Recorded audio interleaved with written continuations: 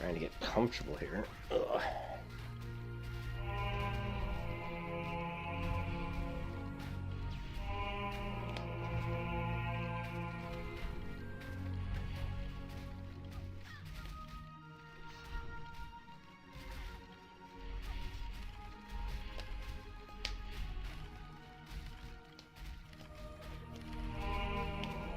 Whatever.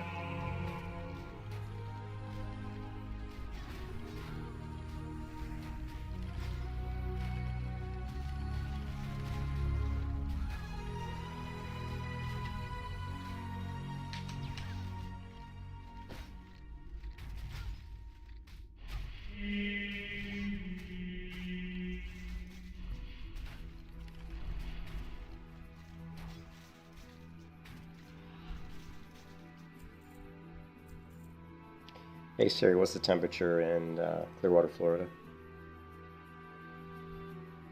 It's 57 degrees. Doesn't feel like 57.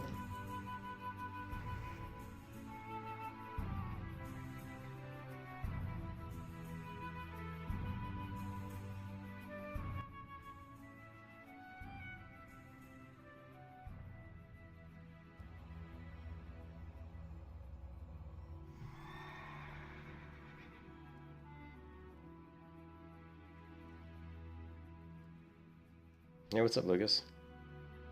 Oh, did you hit 60 yesterday? Nice, nice, congrats. Yeah, I'm gonna try to hit 60 here over the next hour or two, probably 2 hours. Doing about 2 hours to grind these mobs to 60, probably.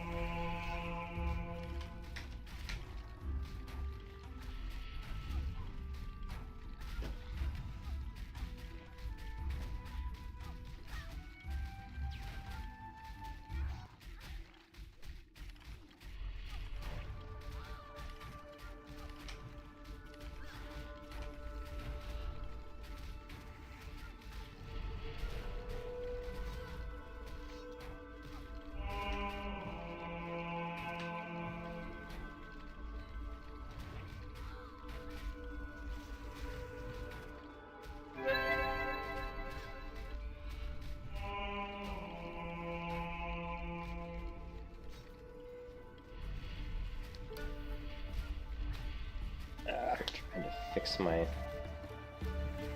gaming sleeve. Hold on a second. Stupid sleeve. It's so hard to get this just right. This thing's being a total bitch right now. Oh well, I guess that'll work.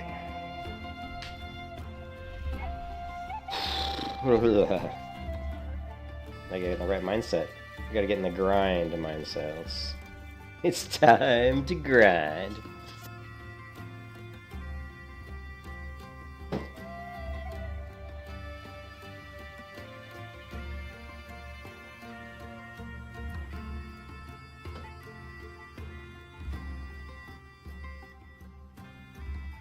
This sleeve's still fucked up.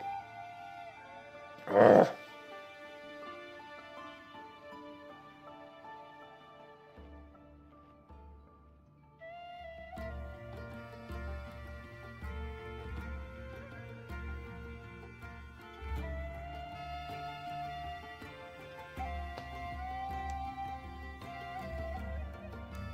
Alright, there we go. That's the way it should be. Damn it. What did I just fucking hit? Oh my god. I actually hit the fast forward button on my keyboard, which I actually never even used that button. I'm very uncomfortable in my chair right now. Sometimes I sit and I play and I just feel really uncomfortable in my chair. And today's one of those days. I just do not feel comfortable sitting in this chair right at this moment. I don't know why. Yeah, sometimes you sit in your computer and you start gaming and you feel great, comfortable right now. I just cannot get comfortable in this chair right now. Fuck. Things rolling around all over the fucking floor, you know?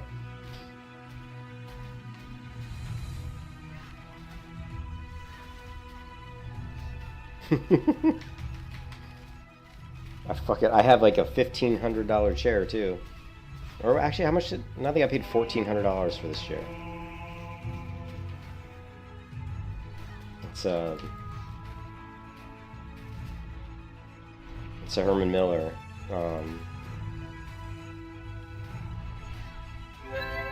It's a Herman Miller Embody chair, right? Like, I paid a shit ton for this chair because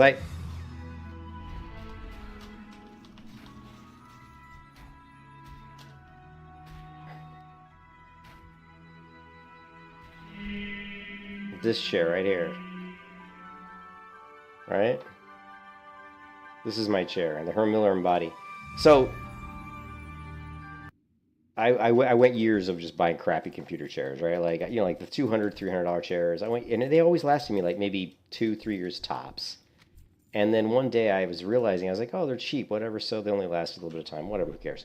But then I realized my posture in those chairs was really bad, like it was really bad, and it was starting to cause me back problems.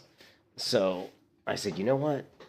Enough of these shitty chairs. I'm just gonna, instead of buying like a $300 chair like every 2 or 3 years, I'm just gonna buy like a $1,500 chair that has basically like almost like a lifetime warranty on it. You know what I mean? And so that's what I did. I said, fuck it. Bought the Herman Miller chair. I think I paid $1,400 for it. And hopefully this thing, you know, will last me at least, hey, if it lasts me 20 years, or even if it lasts me like 10 years, I'd probably be, honestly, if it lasted me like 12 years, I'd probably be pretty happy. If it only lasted 10 years, I'd be a little bit pissed off, to be honest. But it's got, I think it has it's either a 12 or like a 15-year warranty. Or maybe it's even a lifetime warranty. I can't remember. It's got a long-ass warranty on it.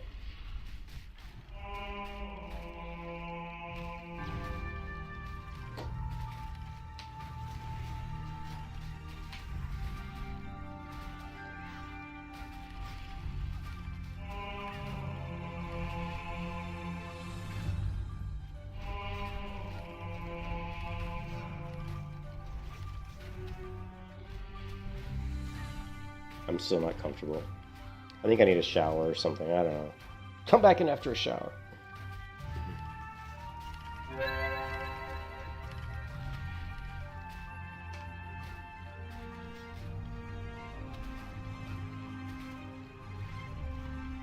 Don't you come in here and take my mobs, bastard.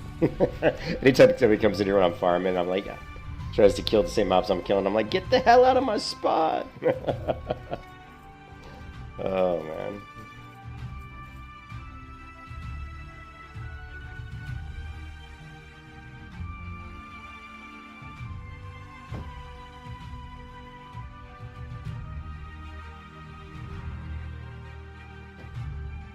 Okay, that song was starting to annoy me, I'm not gonna lie.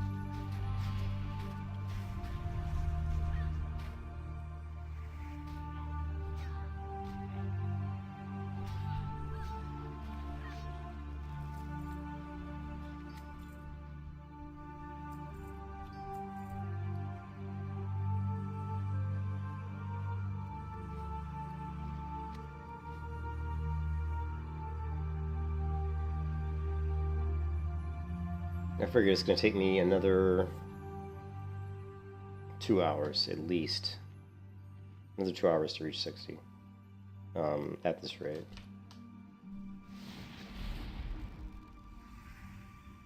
Hey, what's up, Dan? Hell yeah, brother! I hate that phrase, by the way.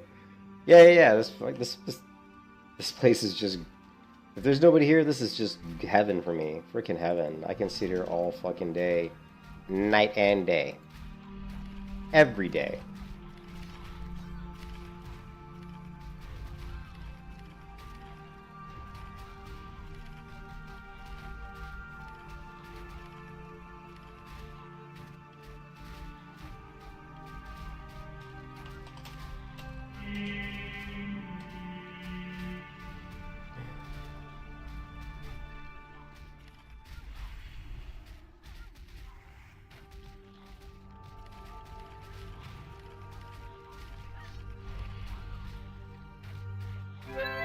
You can kiss your ass goodbye.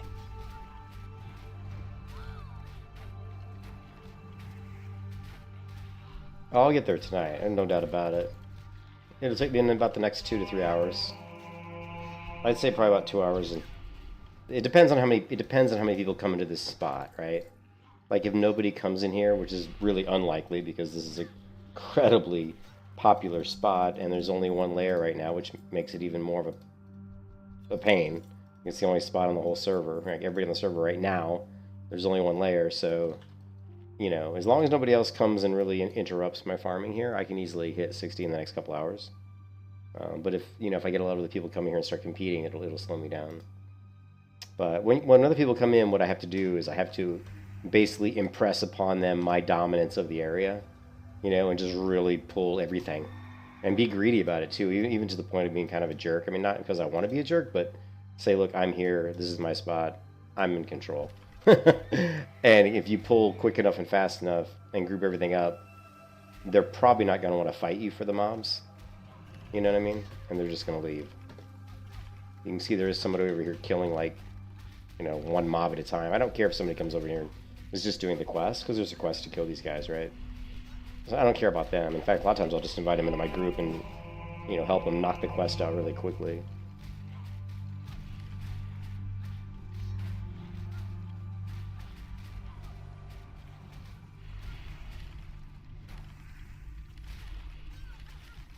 And this is what, Shadow Priest? Level 57 Shadow... Wait. Level 57 Shadow Priest... Okay. Probably just doing the quest.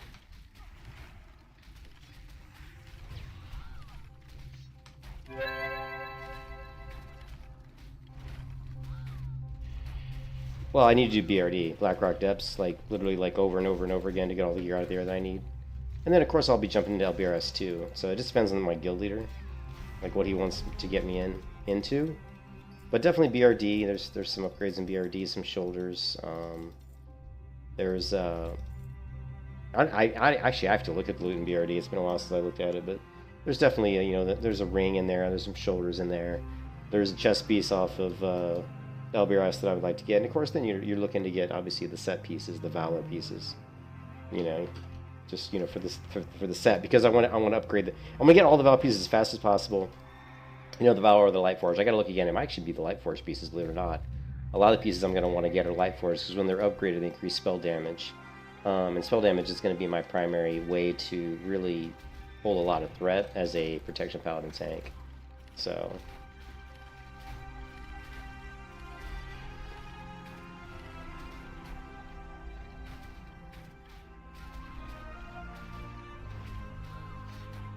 But we need to upgrade to the Soulforge set. Starts off as Light Forge, upgrades to Soulforge. And if you look at my character, I'm already wearing the Light Forge bracers, the Light Forge gloves, and the Light Forge belt. So I already have 3 of the items that I just bought off the auction house. And actually, I probably will go and upgrade those pretty soon too. That might be one of the first things I do. Well, not the first thing, but definitely go and do the quest to upgrade those items, which takes about a day. I don't know, like 8 hours to do that, maybe 6 hours. I don't know. Depends. A lot of grinding to do that, but actually, it's probably, I think I did it in like 5 hours on my hunter. It'll take probably longer, but the hunter can kill really fast, so it'll take longer on the paladin.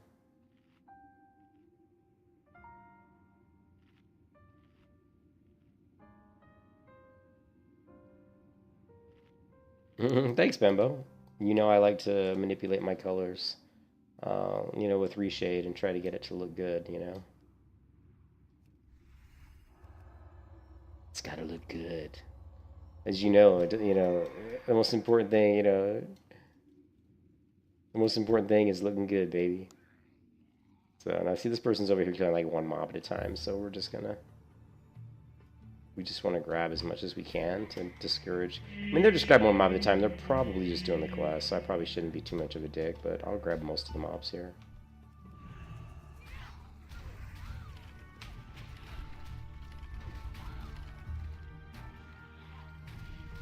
Hopefully if they're doing the quest, they'll just private message me and say I'm just here for the quest, and then I can help them.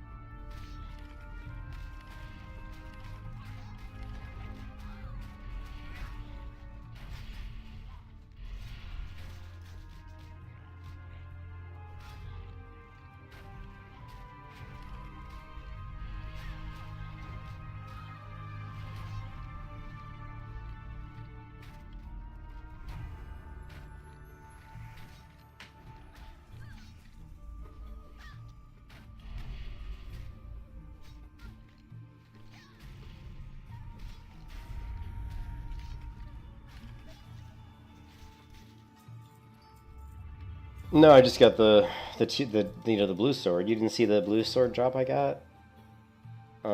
Just that really like, the blue sword that's really like the orange one. It's really bright orange and it's really short in length, but really fat in width. I can never remember the name of it, but yeah, I got that blue sword drop like the day after the Blood Razor drop, or maybe the day after the day after. I don't know. It was within a day or two of the Blood Razor I got that. But other than that, just a couple blue cards. Obviously, nothing big about cards, but. So I got the Blood Razor Epic, a blue sword, and 2 blue cards. That's all the notable drops I've gotten off of here, outside of just green items and,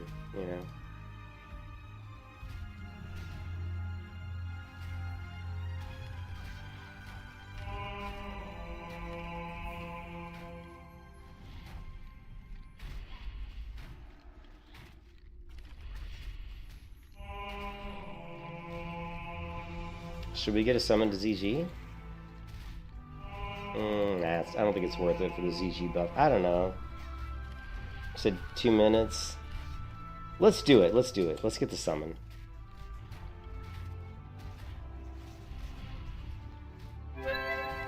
Let's go ahead and get the ZG buff. Oh. I think the buff's coming out in like...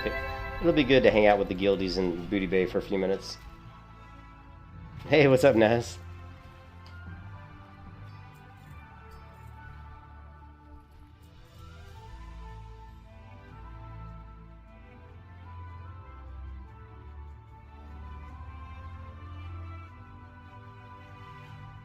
Here, let's see if we can get another pull in.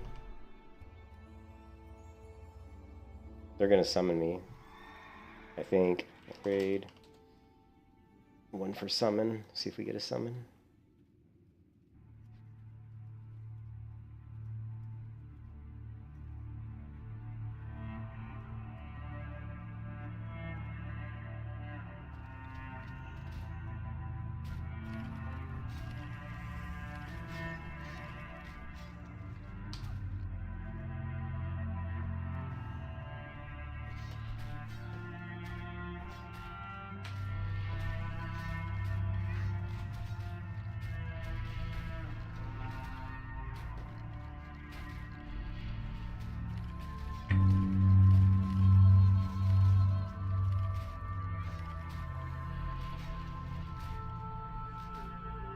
Oh yeah. Oh my god. I can't even tell you how much rune cloth I've got in here. Like, so much rune cloth. I basically, like, like right now I've gotten 33 rune cloth and I've only been here like 15 minutes. Like, I've gotten like 33 rune cloth in like 15 minutes. So yeah, I get a ton of rune cloth here.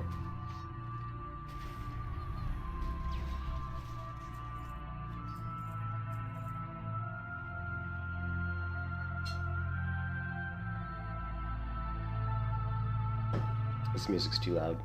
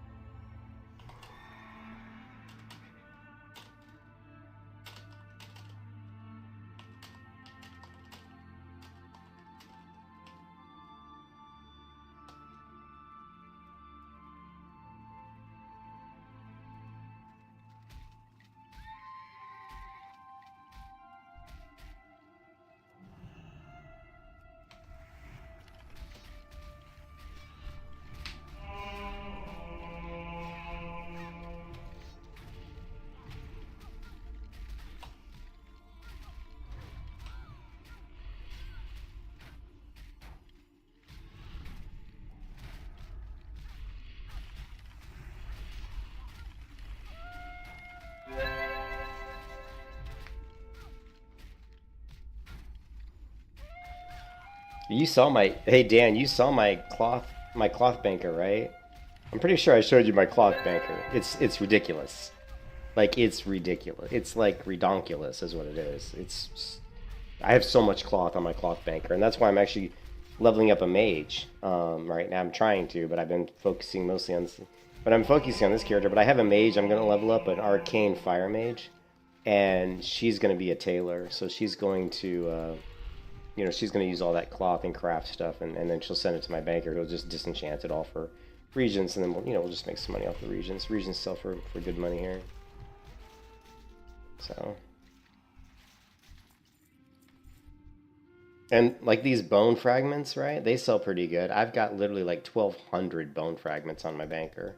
So because I've farmed up a lot of these bone fragments. I've basically leveled from here, in this spot here, I've leveled from pretty much 54 all the way to 60, pretty much right here. That's all I've done is just basically farm this spot from 54 to 60. I always joke that when I'm leveling an AoE protection paladin, which I've done a lot of times, by the way, in private vanilla servers, this is probably like the fourth or fifth paladin I've leveled to 60 in vanilla, like protection paladin, in this kind of fashion with this type of gear setup. And I've always joked this is all I have to do is get to 50, because once I get to 50, I can just come to Sorrow Hill, which is right here, and just basically sit here from 50 all the way to 60, just killing mobs. No need to go do quests, no need to do anything else, just sit here, killing mobs.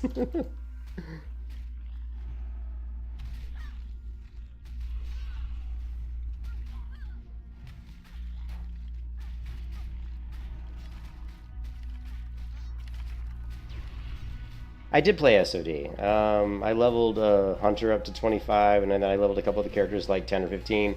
I didn't like SOD. I thought the PvP event for Alliance was totally jacked. It's totally garbage. Hunters were, the balance of the classes as far as PvP were completely skewed. It was obvious that Blizzard really didn't do their due diligence as far as trying to balance builds and specs. It looked to me like Season Discovery was very rushed. Which I think they kind of said it, even admitted to it being rushed, saying that, hey, there's, they knew they were going to have to do a lot of fixes, live, like as it came out, you know what I mean? But Season Discovery is just like a weak attempt by Blizzard just to get people back in the game to not lose subs.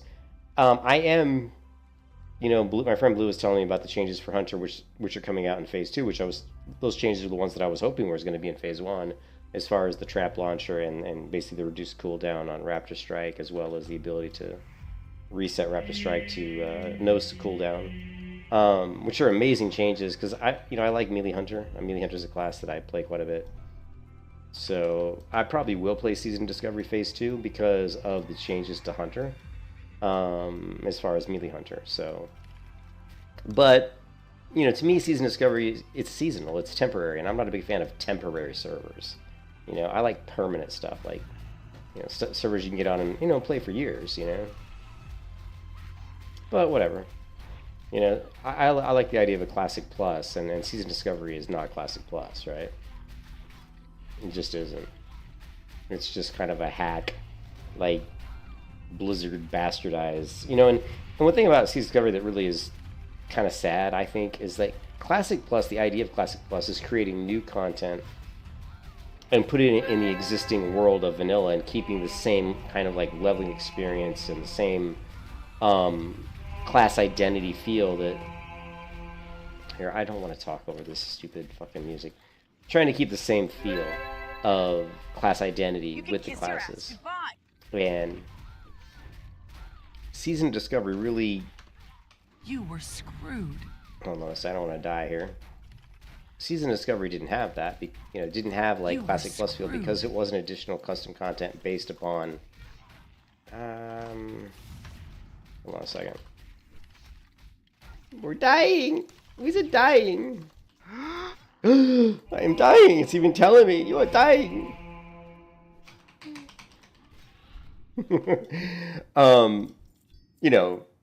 To me, like, what people really want, what most people who've played vanilla like me for years and years, I mean, I've played WoW since it came out in 2004, what people really wanted was Classic Plus, and Classic Plus is taking the game, the vanilla game, and at the end of vanilla, basically adding new content to vanilla.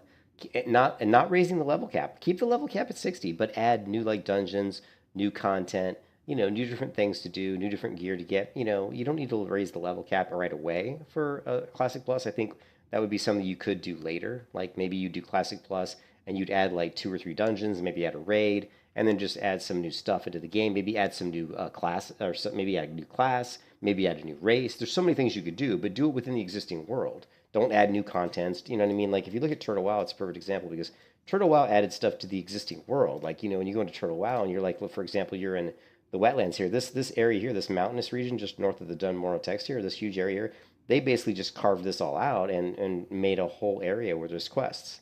And you can see that. Like if you're in the wetlands and you go along the coast here and you walk up into this area, you kind of see where it goes up into the mountains.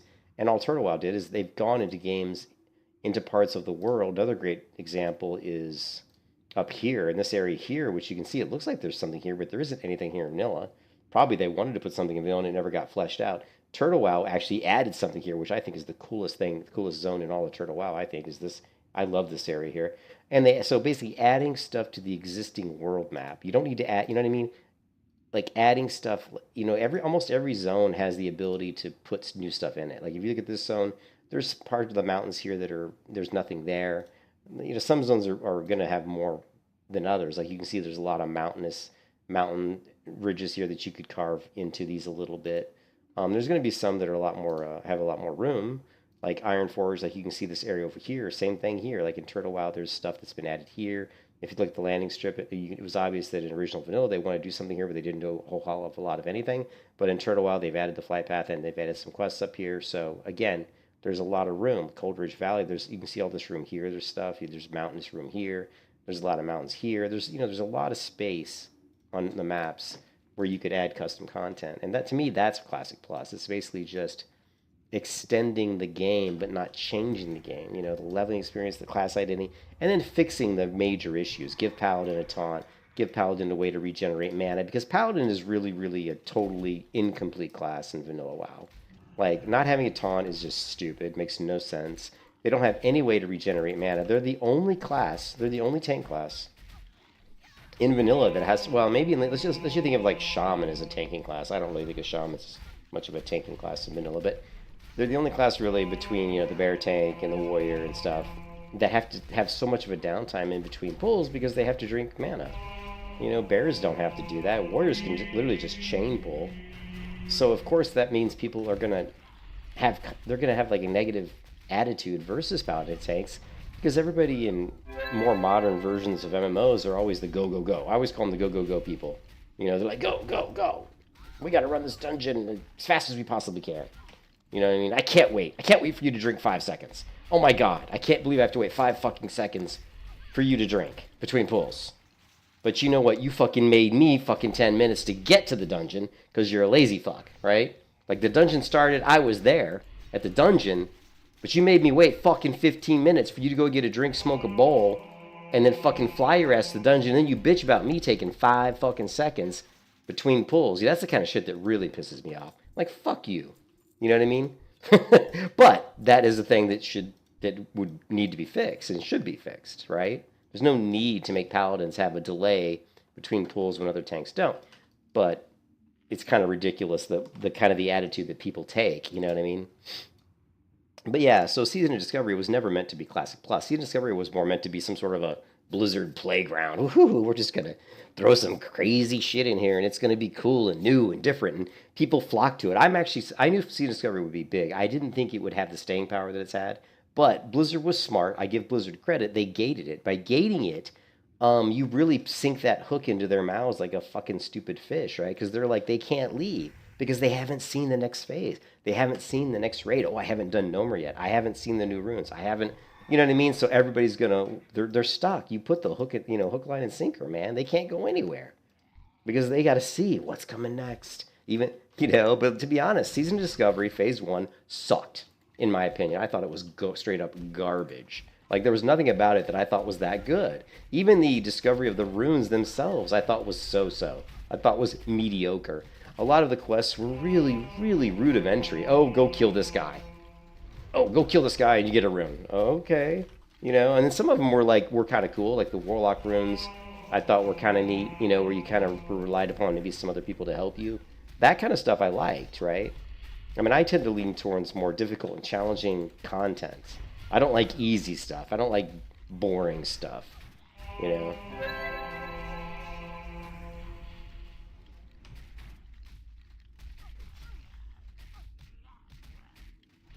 But I mean, just the fact that, like, when I played my hunter in Season of Discovery, like, that I got a scorpion pet, and I could, like, literally just go into a PvP encounter and some warrior would be coming after me. All I had to do was, like, send my scorpion pet on him and, like, max range the guy and just kite him and let my pet kill him, which he totally could.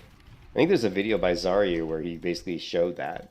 It's a video where somebody, like, just basically, in a PvP encounter, they just sent their scorpion pet on somebody and their pet just killed them. They didn't even have to do anything. That's because the pets were just so overpowered. Even after they nerfed them, they were still, like, too powerful. But the one thing with Blizzard is they have shown time and time again their complete incompetence when it comes to class design. And I'm talking about current class design. I'm not talking about the original game. The people who made the original World of Warcraft had a very good grasp on, I think, on class design. I think they did.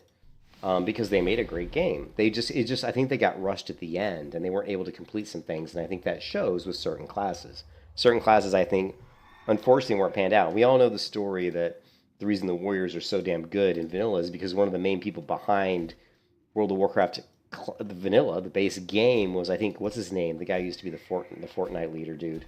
And that he was a huge fan of Warriors. And so he was one of the people behind some of the class design. And a lot of people said that the reason the Warriors were so good was because that was the class he played. And he had a lot of input into how the classes worked. So a lot of favoritism going on there. I don't know how true that is, but what I'm saying is Blizzard has shown their incompetence lately, in later versions of the game, with class, in my opinion, with class design. And Season of Discovery has shown how incredibly lazy they are, and that they really didn't create a lot of new stuff outside of the raids and some really horribly planned PvP events. Most of the runes are basically just abilities that already exist in the World of Warcraft universe. It's like, oh, we're just going to grab this ability from Cataclysm and we'll make it a rune. Let's grab this ability from Wrath Lich King, let's make it a rune. They didn't really even come up with new stuff, you know what I mean? Like, there wasn't that. I mean, there's some new stuff, but not a lot. Like, even just looking at the Hunter, what makes the Hunter really good and exciting for the next phase is Trap Launcher. Well, Trap Launcher has already existed in different versions of World of Warcraft. Now, and in Raptor Strike 2, I don't know if Raptor Strike was... I don't remember what the cooldown on Raptor Strike is in retail right now, but of course... what is it? In retail WoW, like in starting in, I think, Battle for Azeroth, the melee Hunter... the Hunter, basically, I think that's when they got... I believe that's when they got Harpoon. Harpoon and... I think it was Raptor Strike. Yeah, I think it was Raptor Strike. But that's when Raptor Strike and kind of more melee-based gameplay of the Hunter class started to be pretty good. It was actually something that was good. But yeah, they just the design and one of the problems I think is that they've basically always left it up to their stupid PTR to help balance classes. So basically, they've used players to do their dirty work for them. And so in the Season of Discovery, they couldn't do that because they didn't want to let players know everything there was about Season of Discovery. If it was Season of Discovery, they knew everything, there wouldn't be any Discovery, right? Well, because of that, and because they so heavily relied upon the PTR, and since they didn't have a PTR for Discovery, they really didn't do their due diligence to make sure that they balance the classes. And I think it's not only as it showed their laziness, but I also think, like I said, I think it just shows a lack of knowledge of their own game and actually understanding how to properly balance their classes. Because they've gone so many years letting the community do it for them with the PTR, getting all the feedback from the PTR.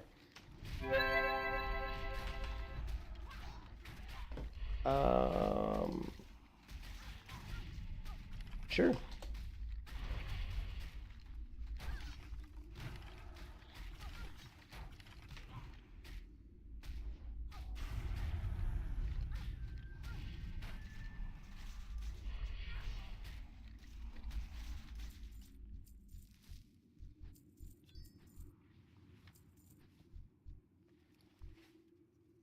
They're gonna summon me to Booty Bay.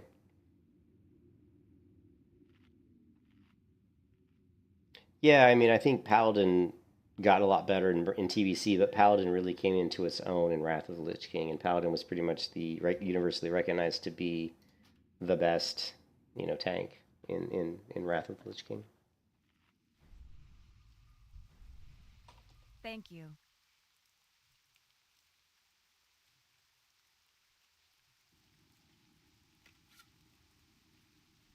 Who's the one who summoned me? Wasn't. So we're gonna get like as you can see, all the people here are here for the buff. So as you can see, there's a lot of people here.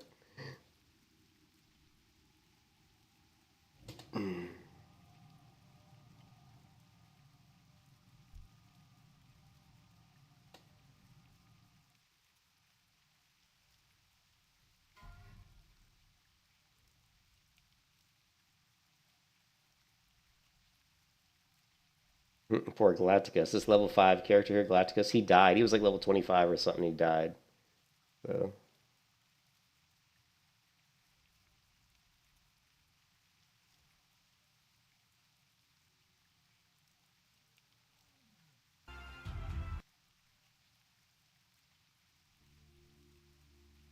Anyway, so we're gonna wait here for the buff, and then hopefully we don't know, but hopefully when we go back to where I was farming, there it won't be overrun by other people. Don't really. I think probably part of the reason why there wasn't anybody there is because they were all here getting the buffs. So I'm probably going to assume that when I go back to my spot that I was leveling at, that there's going to be a lot of people there trying to also kill those mobs. Unfortunately. Oh well, what can you do, right?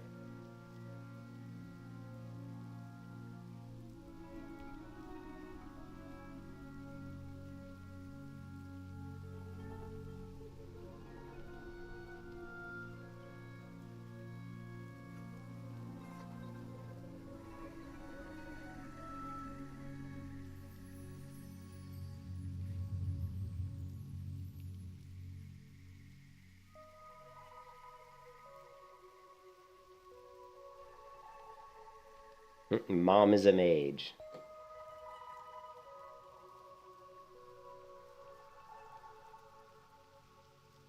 And this is just the ZG. This is just the Zulgir or whatever the ZG buff, which isn't really that great. I mean, it's okay, but the rallying cry of the Dragon Slayer buff is better. But actually, this one's not too bad. I mean, we do get the movement speed increase, I guess, but I don't know. Doesn't really matter. Demon of cheeseburgers.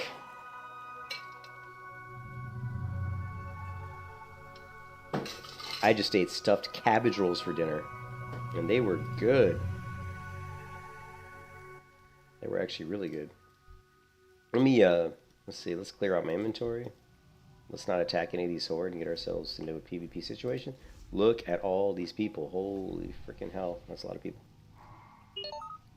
Oh, there. The buff's dropping in 50 seconds. Okay.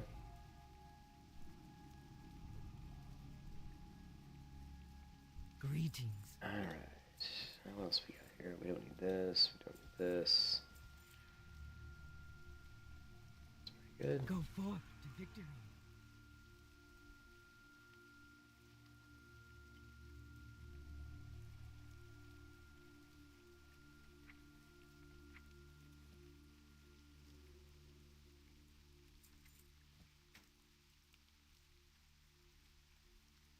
Oh,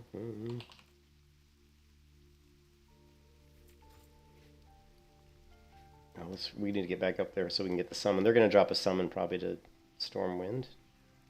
So let's run back up top.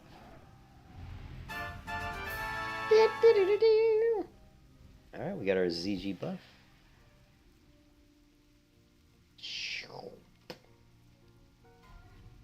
Now, is someone going to put up a... I guess no one put up a portal?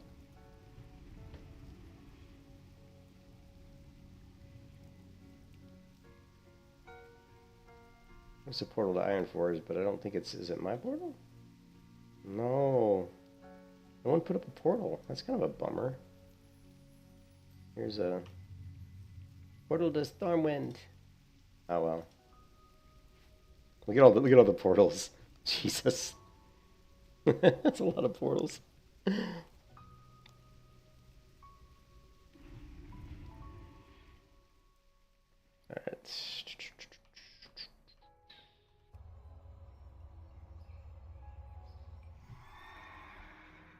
Let me see if I can't clear up a little bit of room here. I don't think I have a lot of room in my bank. Good day to you. I have one slot in my bank. You kidding me? Wow, is that it? Jade. Here we go. Crystal Spire. That'll free up a spot. And what else can we put in the bank? What is this? Do I need library script? I don't think I need that. Most of this other stuff I do need. Yeah. Safe travels. I pretty much need everything else.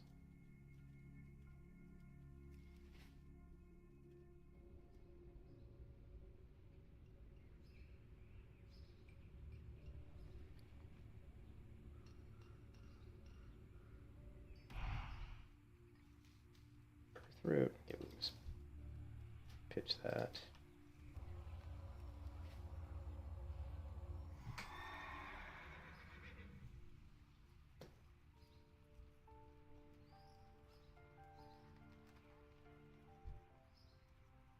There's no Oni buff, right?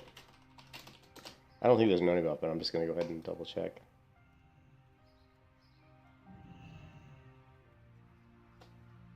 Alright, so get out of the raid. King's honor, friend. For the alliance. Combat. That.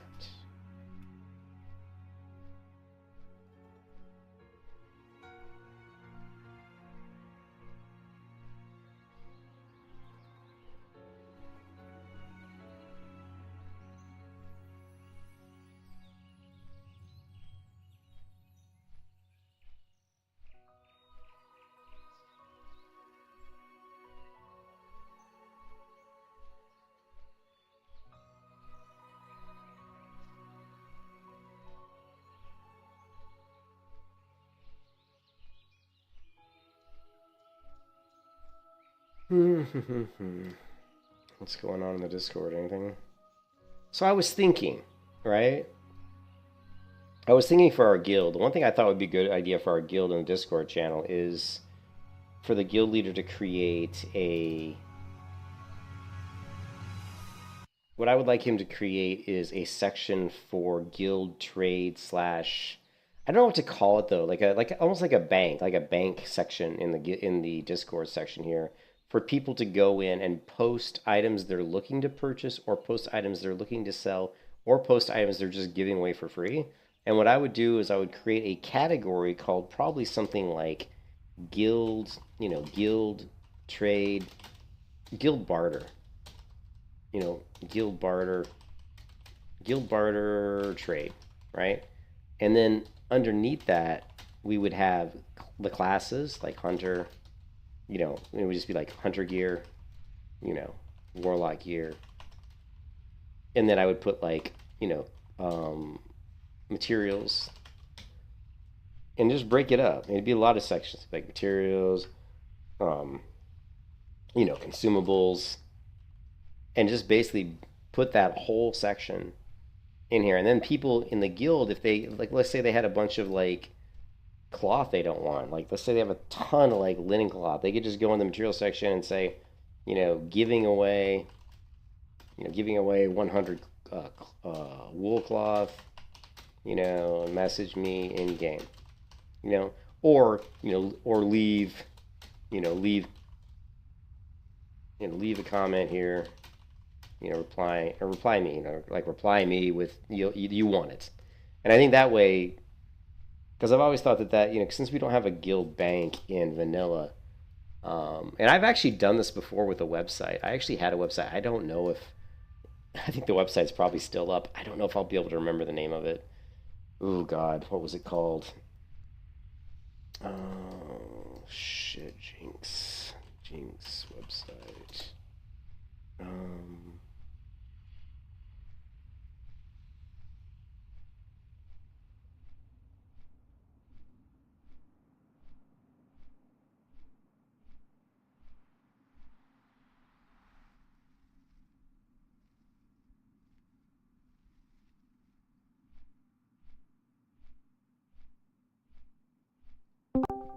Oops, didn't mean to go to the general voice.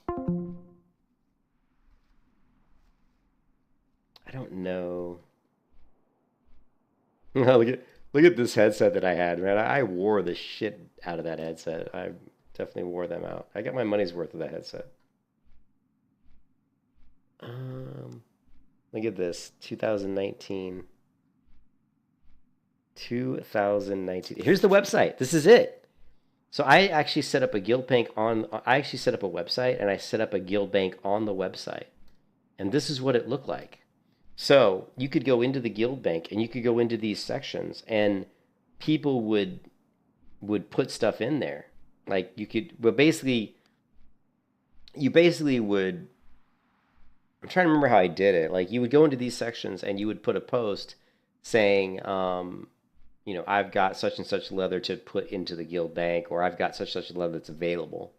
And that way people could go in and say, oh, I want that leather. And then they would just message you in game and say, I see that you've got, maybe 30 thick leather you don't want, or 30 thick leather you're selling. And then they would just go in they would also leave you a message here in the guild bank in the website. But they would also go on the game. So I actually set this all up when I was running a guild, years ago. And you can see I had sections for everything, consumables, recipes, because Vanilla WoW doesn't have a bank, But I don't know. And then that website's probably still up. I wonder if I put a link to it. There's got to be a link to it in here somewhere. Man, look at that old keyboard I had. Oh, there it is. Even back then, I used this, what I call the gaming sleeve. It's really a biker sleeve. It helps alleviate issues with my carpal tunnel, or my look at that shitty interface. Oh my God, that's old. Where is the bank, the website? I've got to have, I bet you anything there's a link to the website here somewhere. Where is it? And there's my cat. This is really, I still have the same desk though, but I don't have, I have new monitors and stuff now. That's just, wow, look how little, oh my God, look how small my cat is. Like that cat right there is like 15 pounds now, and right there he looks like he's about 4 pounds. That's the greatest picture of my cat Osiris. He looks like he's like, hold my beer, right? Hold my beer, man. That's great. This is when we first got Amun Ra. Look how tiny he is. Holy shit, he's small.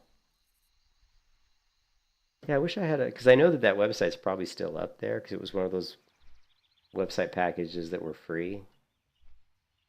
Oh, I can't find it though. Bummer. Bummer. Oh, and this is when I got Osiris. This is when I first got this black cat. This is when he was a little baby. Look how tiny he is. This is when my wife used to put the plastic tips on his claws, because you can actually do claw caps on cats. And so he's actually got fucking claw caps on. Look at that. They're like little plastic things that glue onto their... I remember when we did. They actually do work, but they're a bitch to put on. course, we gave up on that. I knew that that wouldn't last for very long. And I'm really bummed I can't find that website because it was cool. It was a cool website. It was a cool website.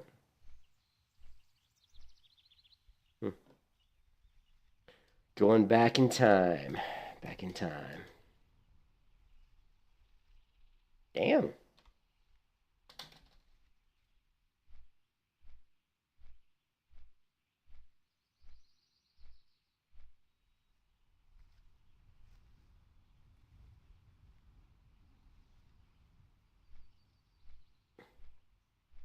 Yeah, I have 3 cats.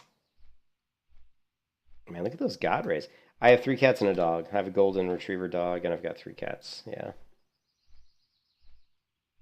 Which was weird. I mean, I didn't plan on 3 cats. It just kind of turned out that way.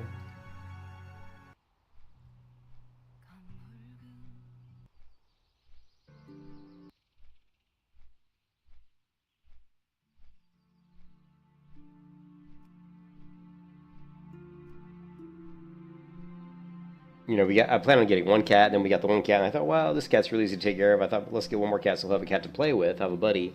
And then they never played together. They were very, like, for whatever reason, they just didn't play together. So I thought, well, let's get 1 more cat, because I really want these cats to play together. And I go, maybe if we get a 3rd cat, then all of them will play together. And it actually worked. Once we got the 3rd cat, then they all played together. I don't know why that is, but... And the 1 cat, the black cat, it was kind of a bitch. And just wasn't very nice to the other cat. Once we got the 3rd cat, his attitude completely changed, and he started becoming nice to all the cats. It was really weird. It was almost like, what can I help you with? I don't know. It was very strange. Cats are weird that way, though. They're very predatory. They have weird dynamics, and a lot of it just depends, you know. And there's even like there's like a seniority ladder. There's like, I mean, like one of our cats is white, and white cats typically are treated less, they're like looked down upon. They're like, you know what I mean? The color of the cat actually makes a difference amongst their communities. It's really weird, man. Cats are crazy. All right, so hopefully we can actually farm here. I mean, hopefully there's not a bunch of people here, but I can already see somebody's farming here, which I knew this would happen. It's a mage, though. It's better than a paladin. I knew this was going to happen, though. So we're going to be competing with other people, which is never fun. Look, there's nothing here. Everything. I knew this was going to happen because everybody's going to be like, oh, I'm going to get my buff, then I'm going to go farm, you know? Alright, we're just going to have to fight this guy.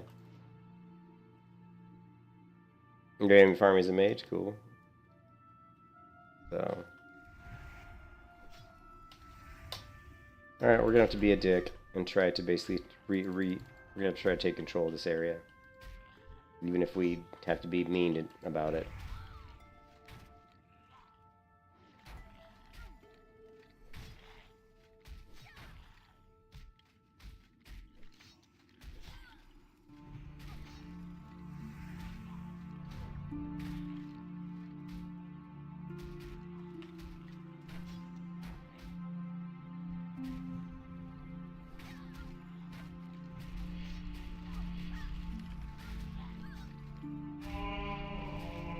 Yeah, it is free for all.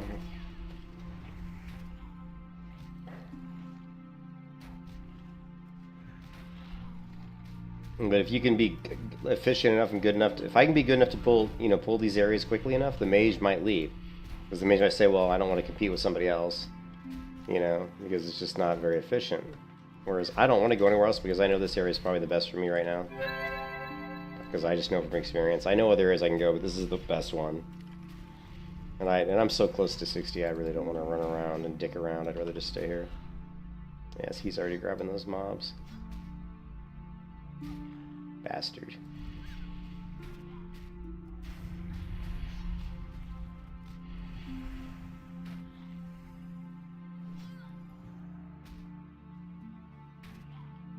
Oh yeah, it's at least... Yeah. I kind of didn't want to go get the buff just because I knew this was going to happen. I knew after people got the buff... I knew that one of the reasons I wasn't having any competition here was because a lot of people were down in Booty Bay waiting for the buff. So... Oh well, it is what it is.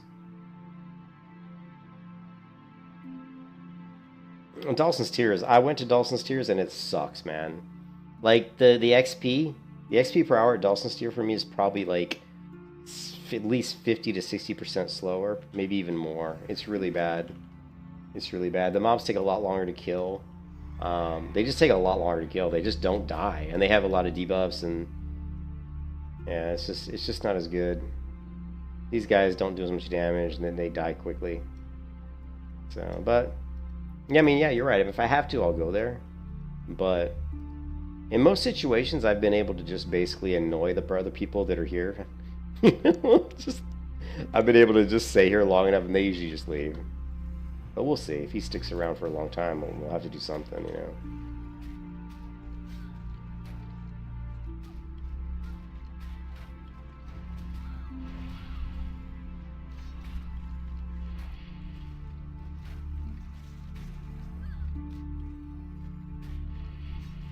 We'll have to do something.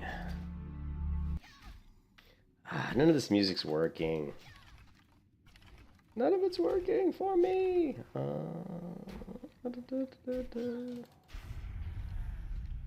What was my first lights playlist? Oh man, it's got all kinds of stuff. Let's do it. Let's do it to it. Alright, we're gonna have to demonetize this video because it's now going to be demonetized with these copyrighted music.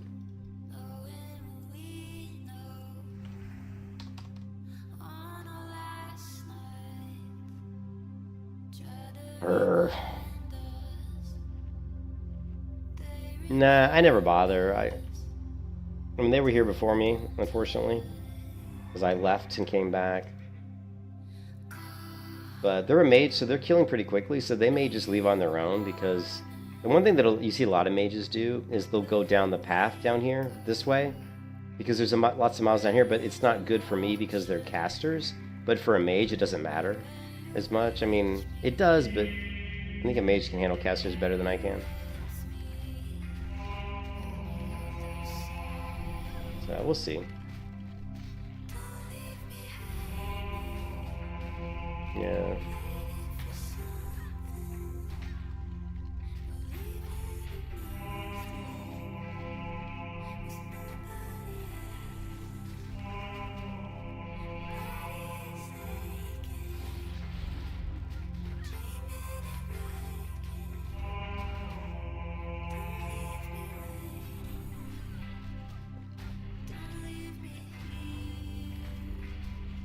Yeah, I might try it. If we have to, we'll try it, but I've tried to farm that area before, and it's just never been very good, you know?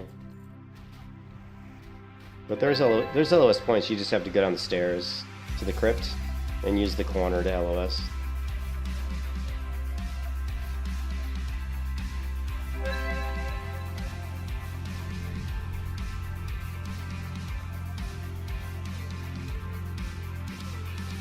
We need to get some more epics, man. Epic drops. Epics! We need more epics.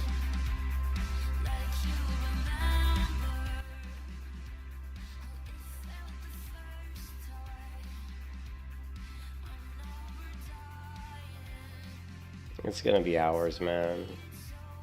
It's 10:30. I think like around like somewhere closer to 1 a.m. we'll hit 60.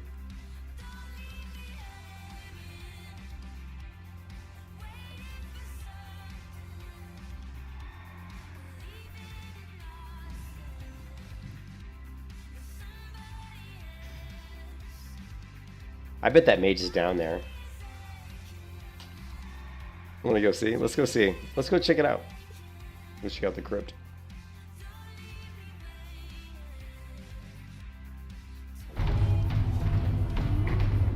Yeah, Lord Maldrazal, whatever's up here too, right? So there's like, let's see if we can do, we can grab like these guys, right? And we should be able to LOS over here, you know? Ooh, fire, really? But look how much damage they're already doing, you know?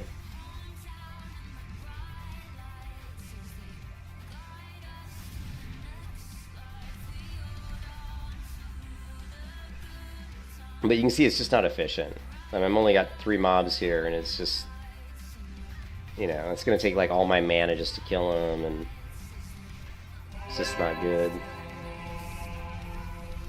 But you know, I can kill him pretty quick. Now, if there was like, you know how like in the dead mines, like the entrance to the dead mines, before you get into dead mines, you go through the tunnel, right?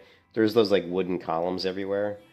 Like if you can get like wooden columns, like some like an LOS point like that, you can actually, what you can do, like let's say this was an LOS point here, what you could do, which it might be, it probably is, and you could just grab the casters, like here, let's see, we'll grab this caster, right? And then what you do is you run here, but see, it's not an LOS point because he hit me through it. Now this is, though, this should be. And so what you could do is you could pull a bunch of mobs, and now he's gonna, see, and it's, I can't, if this was an LOS point, it would work.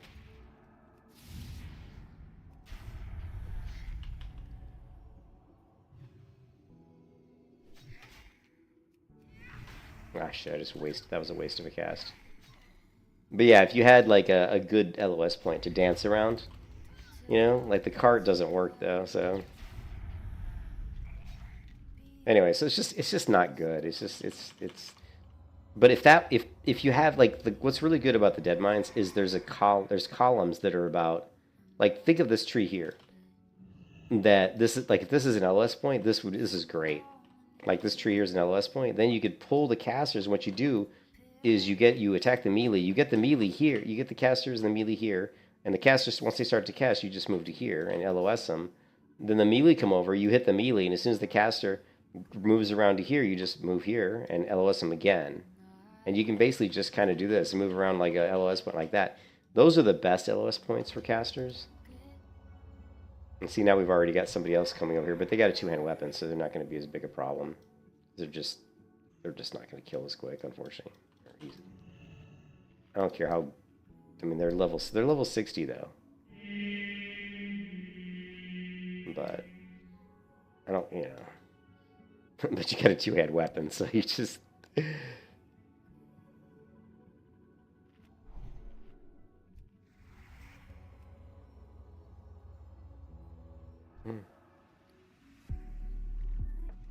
Sure.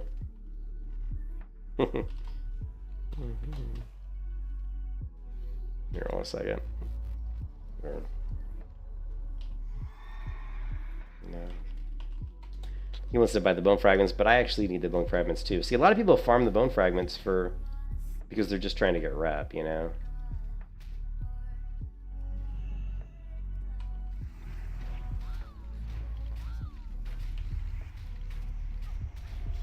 Yeah, I missed one. We could pull those guys, though.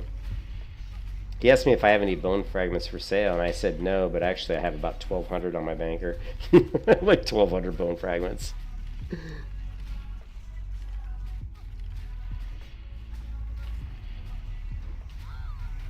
But I just was gonna, I need them, you know, for myself, so.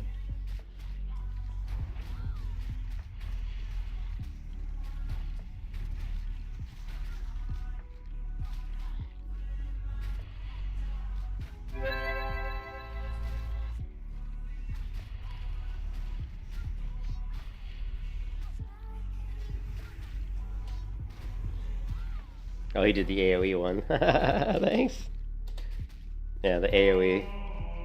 That's such a cool ability, and now that ability, the cool thing about that ability is in Burning Crusade, it becomes instant cast. I think it's a Burning Crusade. Burning Crusade or Wrath, I think it's Burning Crusade. And it's too bad it's not instant cast, because it's a great way to get threat on a pull. Like if you're a Paladin, you run in and you pull like 10 mobs, and you throw that ability, it's basically the, I can't remember the name of it. It's Holy Wrath, so the problem is this is a 2-second cast, but later in later versions of WoW, it's instant cast. So it's really great as an instant cast ability because you just run in as your Paladin, you ground up, you throw down Consecrate, and then right after Consecrate, you do your instant cast Holy Wrath, and it stuns. Like in Wrath, right? David, it stuns him too. So not only does it like do AoE damage, but it stuns him for like a second. So for like a whole second, you're not taking any damage. So it gives you a chance to really get your damage going and get your threat going. It's just amazing. It's just an amazing ability. Another thing that in Vanilla would have been really nice is if they would have made that. If they would have made that instant cast in Vanilla, that would be like so amazing. So it's just all the additional threat you could get. A lot of Paladin tanks probably aren't even casting that just because of the cast time, but it's still worth casting. Sometimes, like, I've got the Uther's Light Trinket, so if that procs the bubble, sometimes I might think about doing it. Let's see if I can demo it right here. It's the problem is there's so many mobs here that if I get a bubble proc off Luther's Light, it's gonna, you know, it's just gonna get knocked off like almost instantly.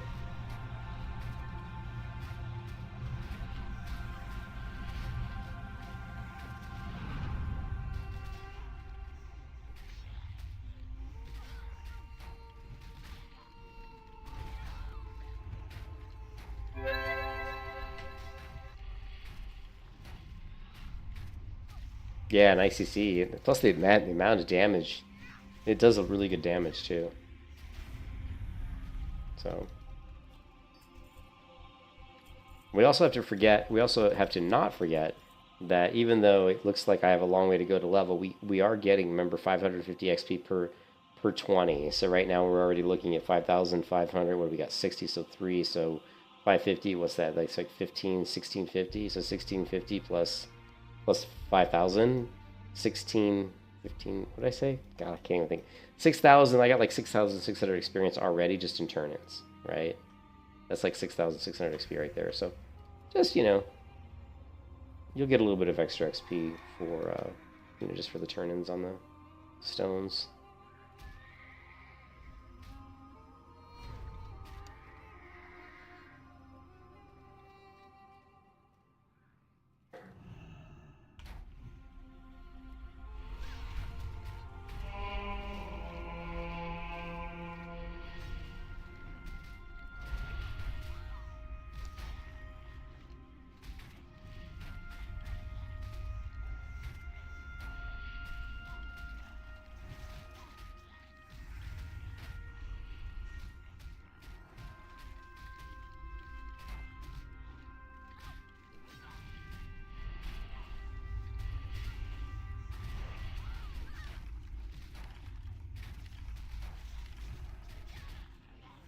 The reason they're all green is because they're all debuffed with my from my Gift of Arthas potion. It basically makes them more susceptible to taking damage. You can see here, increases physical damage to them, so they're basically debuffed. Not sure how much extra damage that actually gives me, but I wish I could figure that out. And maybe if I had details installed, I don't know, maybe that would show it.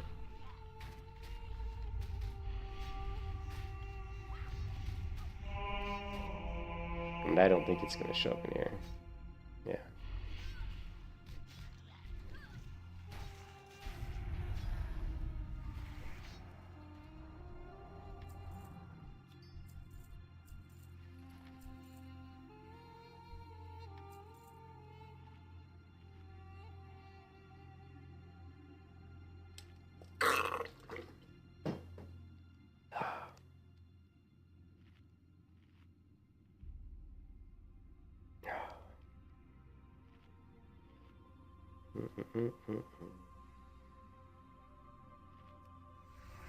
What does this buff give us against? 15%, right? Increased movement speed. Increased movement speed. I wonder if that's mounted. I don't think that's mounted, is it? I don't know if that's mounted movement speed. Ah, shit.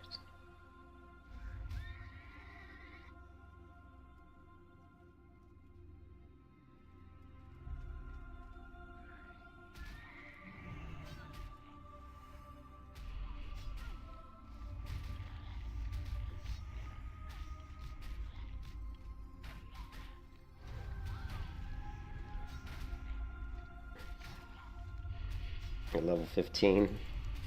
Oh, you're like an SOD.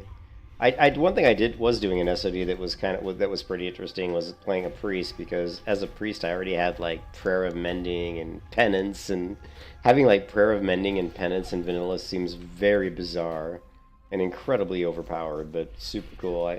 I will say that the priest in Season of Discovery was ridiculous. You know what I mean? It was crazy good.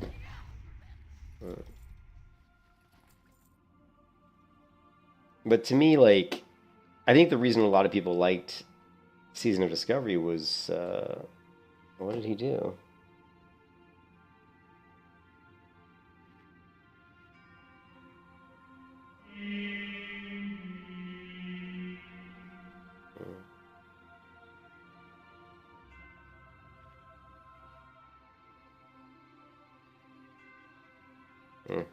I don't know, whatever. I was just seeing why the guild person kicks me out of the guild, but... Oh, you heading out, Dan? You had your chemo treatment? Oh, dude, sorry about that. Sorry about your chemo, man. Hope you're feeling better.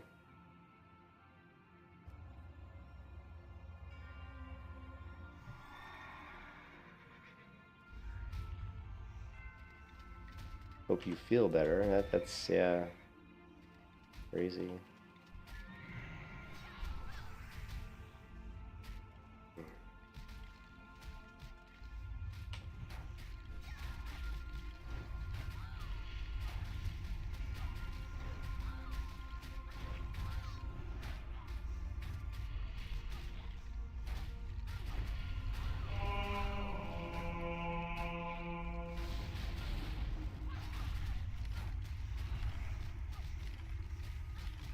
Stage 4. Oh, I'm sorry to hear that, man.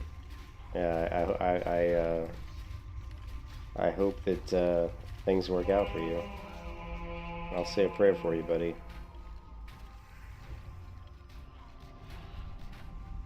Make sure you.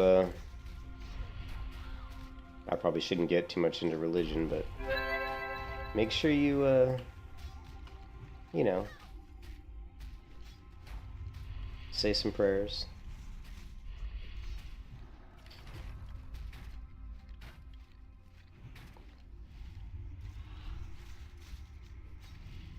Already do? Good. Good man. I was talking to, I was at church and the minister was giving one of the sermons and he was talking about, how he'd gone to, he said normally, this guy was a minister who worked he was a guest minister at the church that I go to. And he was working as a pastor or in a prison. And a really, high security prison. So he was dealing with really some pretty rough, nasty people, he said. And, a lot of the people he sees are, they're pretty bad people. But he said one time he saw a guy, and he said who was dying. The guy was, who was, not doing well and had some problems, and there's a chance he might not make it. And normally when he goes in to see these people, he's expecting that they're gonna, not get, they're not doing well, they're not happy, and that when he goes into the room, and they might be wanting to ask the preacher to try to help him, give him some sort of sense of hope or comfort them in some way. And he said this guy, when he walked into the room, this guy just looked at the minister and said, he said, I'm good. He said, I'm ready to meet, he goes, I'm ready to meet my Lord and my Savior. And he goes, I'm completely at peace. And he could tell that the guy meant it and that he was not in any way stressed about going to the next life. You know what I mean? And I think we can all hope that when we get to the point in our lives, because dying is part of life for everybody, and I'm not trying to make you feel bad, Dan. I certainly hope you get better. But what I'm trying to say is I hope that when we get to the end of our lives that we all have the ability to not fear it and to not worry about it and to just understand that, as long as we are good people and lived a good life, hopefully we're going to a better place, But yeah, I hope you get better, man. I hope you're, like I said, I'll say a prayer for you, man.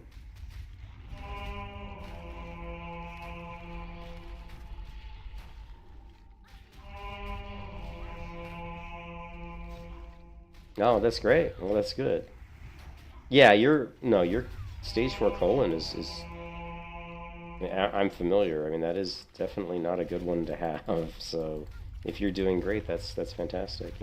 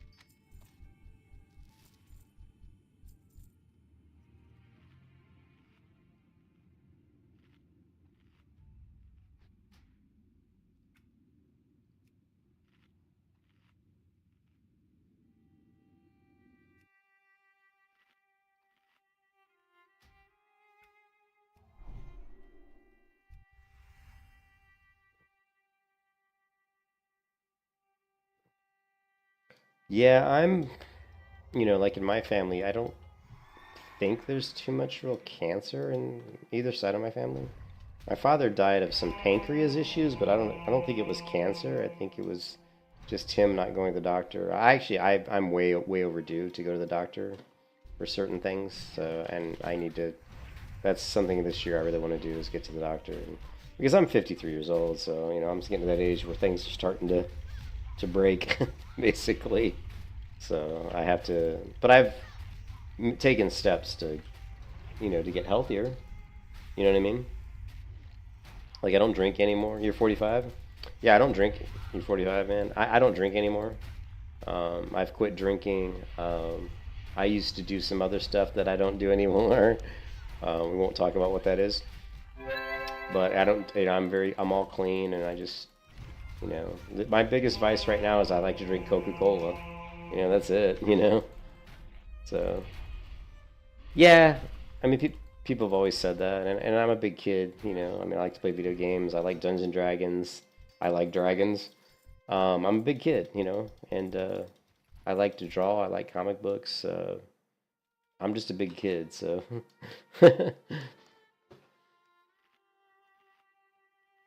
Yeah, I know, and I'm 53, so I need to go get the colonoscopy done, which I've been putting off for like 2 years, and I'm starting to have some like breathing issues, like just some congestion. Like when I wake up in the morning, I have a lot of congestion in my head, and I don't know if it's GERD or what it is, but there's definitely something going on. And so I'm having some slight stomach issues, nothing major, but just getting old, and I need to maybe drop a few pounds. I'm not like super heavy or anything, but it'd be nice to drop maybe 10 or 15 pounds. And but like I said, I don't. The only vice I have right now really is that I drink soda. I drink about 3 Coca-Colas a day, so it's not like excessive, but I drink about 3 sodas a day, and that's the one thing I wish that I'm trying to quit, but it's really hard because I've been drinking soda since I was about 15 years old. I used to drink a lot more. Like when I was in college, I'd drink like 6, 7, 8 Cokes a day easy. So getting down to like 2, 3 a day is, at least it's better.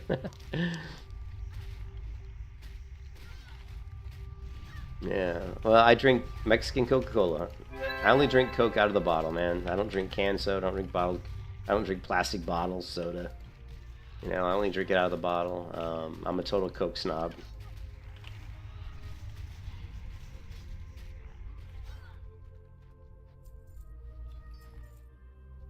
One time for Christmas when I was in high school, this is a true story. When I was in high school and I was like 17 years old, my mom said, "What do I want for Christmas?" I said, "Just give me a 6-pack of Coca-Cola bottles." That's what I told her. So just give me a 6-pack of Coca-Cola bottles. I said, I'm happy. I said, maybe get me a pizza. I said, that's all I want. And I used to eat pizza all the time. Like pizza was my favorite food, and it is my favorite food. I hardly ever eat pizza anymore. Like I don't eat any fried food. I don't eat hardly any greasy food. All I eat is like vegetables and chicken. And I eat hamburger, but I eat like lean hamburger. You know, I do like taco salads where it's just, lean hamburger with no seasoning. No taco seasoning or anything, just lean hamburger, cooked up, and I put it in a bowl with some low sodium chips on the bottom of the bowl, and I just throw in some lettuce and tomato and black olives and onions, and it's actually really good. I'm getting hungry now just thinking about it. Yeah, I drink the Mexican Coca-Cola. That's my favorite. It's awesome. Awesome.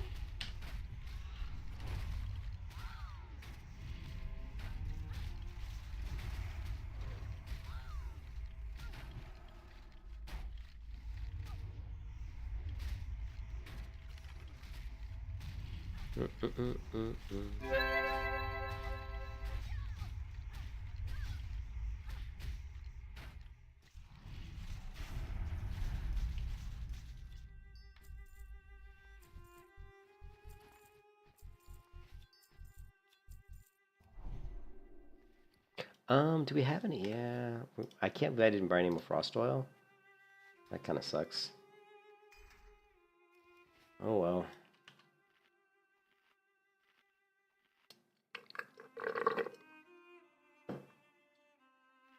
No, well, no. I mean, I was always skinny because I was a big tennis player and a big basketball player.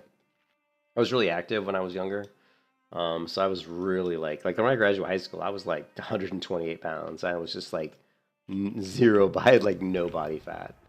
I'm only like 5'9", but imagine me graduating high school, 5'9", 128 pounds. And I played basketball, volleyball. I played basketball in high school. I was playing racquetball, basketball, volleyball, wallyball, and tennis. And I played like in the summer. I was playing like 4 hours of tennis like every day. So I couldn't keep any. I was like you, like I couldn't keep any weight on. I could eat anything I wanted. I could eat like a large pizza for lunch, a large pizza for breakfast. Like I'd probably eat like pizza 5 times a day and probably not gain weight. It was just my metabolism was insane.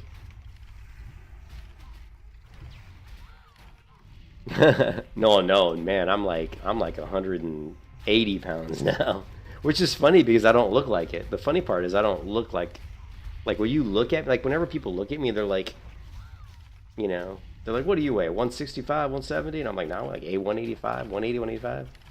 But I have a lot more muscle on me now than I did, when I was younger. But yeah, I think the best weight for me right now would be, honestly, I'd like to get down around 150, 155. I think would be a good weight for me. 128 was insanely skinny. Like, I was so skinny. And that's when I was just, I hadn't been, I was in high school and wasn't really working out with weights back then. I was just playing sports. So I was just skinny, man. I was like a string bean, I think I might have a picture. Hold on a second. I have a picture of me in college. Here, let's see if I can find it real quick. Where is it? Pictures, photos.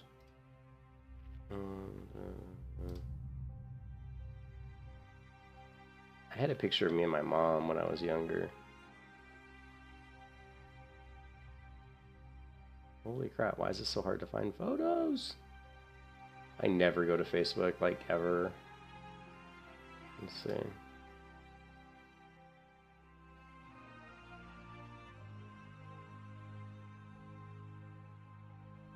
Here's a photo of me. This is me and my mom.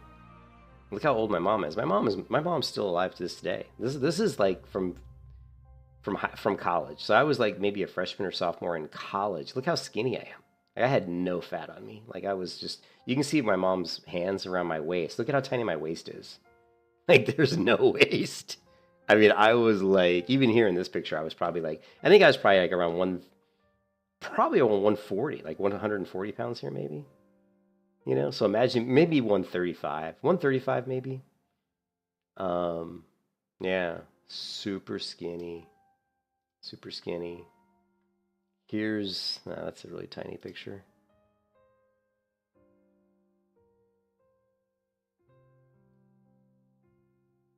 Oh, this picture's hilarious. Here's me out of college. This is me out of college, right? And, oh, look at that. Look at the muscle, man. I had no muscle. I was so skinny. Look at this picture. This is me, the cover of GQ, right here, right here. Put me on the cover of GQ. I was trying to pose in that picture. I was just being a douchebag. But yeah, I was always really skinny. I didn't really start putting on any weight until I was in like my mid 30s. Like once I get to like mid 30s, then I started maybe gain some weight. But now I'm 53, so any of you guys know who are older, or if you're not old, you will find out when you hit your 40s, you start gaining weight. It's not as easy when you're in your 40s, and certainly not when you're 50s to keep weight off. It's just not unless you're really active, unless you're really really active. Oh, that was just me being kind of funny. That picture of me flexing was just me being silly. I actually think it was for my sister. I was like, look, I've got muscle, because it was just kind of a joke picture. I was just kind of kidding.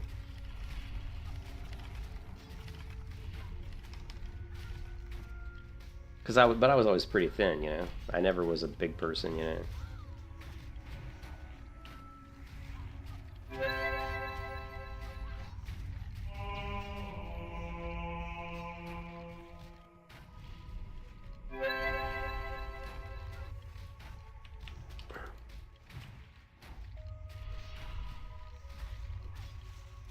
Oh, the grind.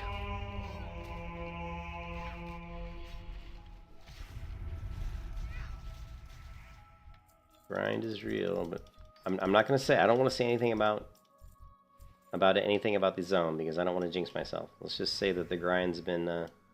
We're doing good. We're in a good spot here.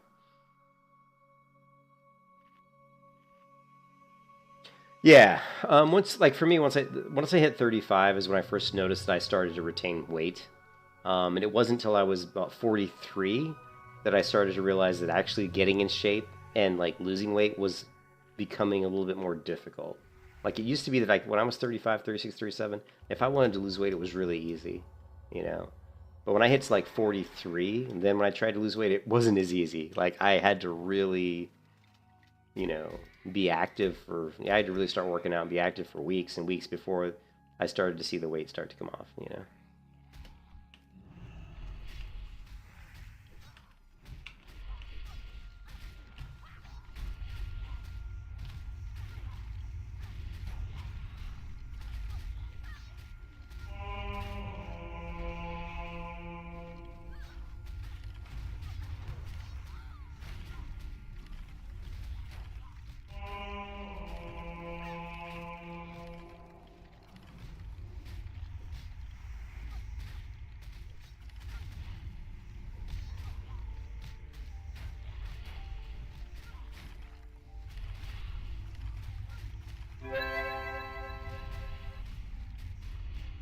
Yeah, but I was a big tennis player. Like I mean, I ate, slept, and dreamed tennis for years. You know, I was really into tennis. So much so that my mom even talked about, like when I was like in like 8th grade, I was so much into tennis that my mom talked about sending me to Nick Bollettieri Tennis Academy. No joke. That's how much I was into tennis. And I told my mom, I said, no, I said I can't have you do it because we were poor. I mean, I grew up very, very, very poor, right? Like I was very poor because my mom was raising 5 kids on her by herself pretty much, so we didn't have any money. Um, so yeah, and so I told my mom, "There's no way. I go, there's no freaking way I'm gonna ask you to do that because that would have really put her in a serious, difficult financial situation, you know." So and my biggest thing was I'm 5'9". I told my mom, I said, you know, if I was 6'1" and you would ask me that question, I said, yeah, let's go, because I was really good. I was always a really good athlete. And I said, yeah, if I was 6'1" or something, I could see myself being a really good, having a chance to be a decent tennis player. But at 5'9", that's like, nah, like, I'm too short. The odds are, you know, are against me.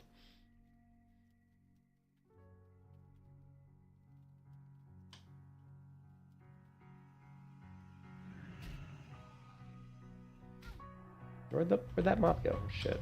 Was it this one? Thought I had him targeted. Eh. Hate it when they knock me off my mount. Damn you!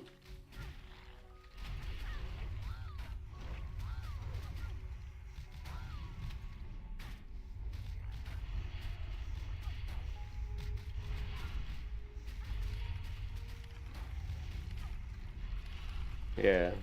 I always, for me it was basketball and tennis were my two main sports. I did a lot of basketball, a lot of tennis.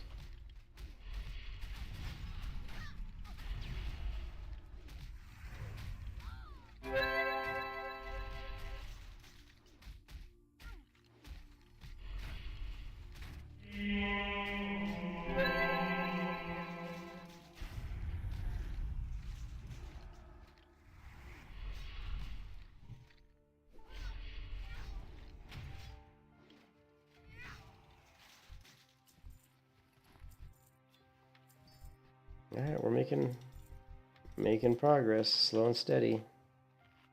Slow and steady. Alright, let's go ahead and link it up. We'll add the link to the Discord, since we haven't done that yet. And manage videos. Live. Link address. And streaming.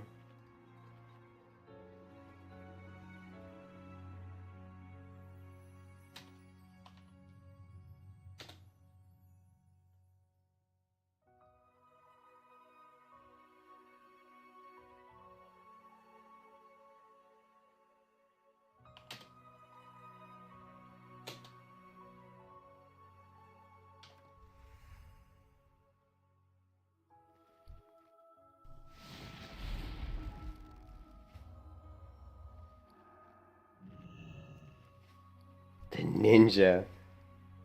The ninja paladin.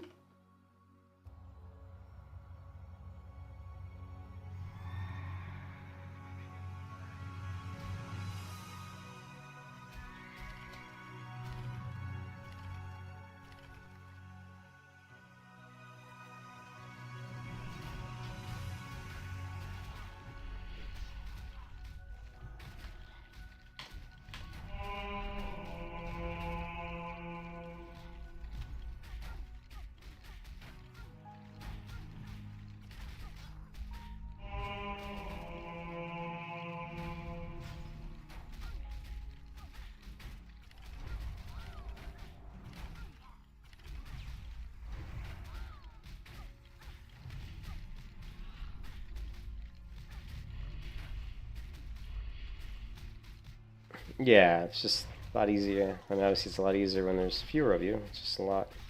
Kids are so expensive in today's world. Like, I can't believe when I see people who have like 2, 3, 4 kids. I'm like, man, you're just insane, man. Every kid you try to raise in today's world, it's a lot of money. It's like 40, 50,000 a year for like a kid. You know, it's insane. You know, we start putting in school and after school daycare and all that. So.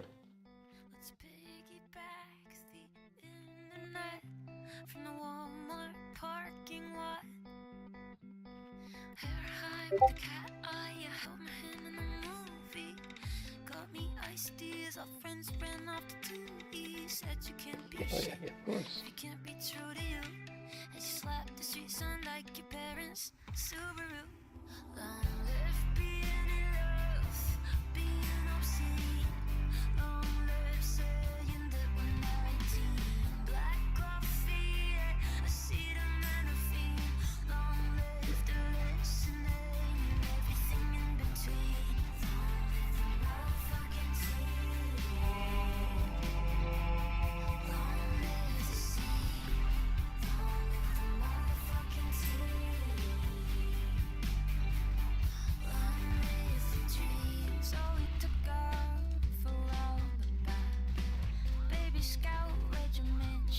All right, have a good one. Thanks for stopping by, as always.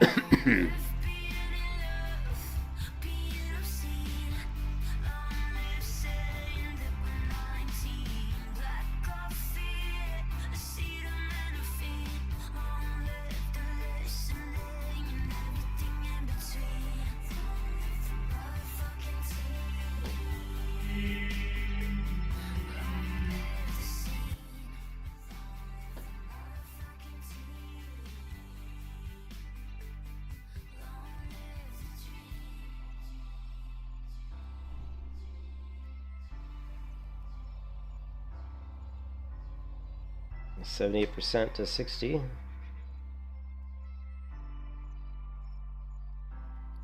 $202 stones. That's 1100 experience. Sorry, 11,000 experience on turn-ins.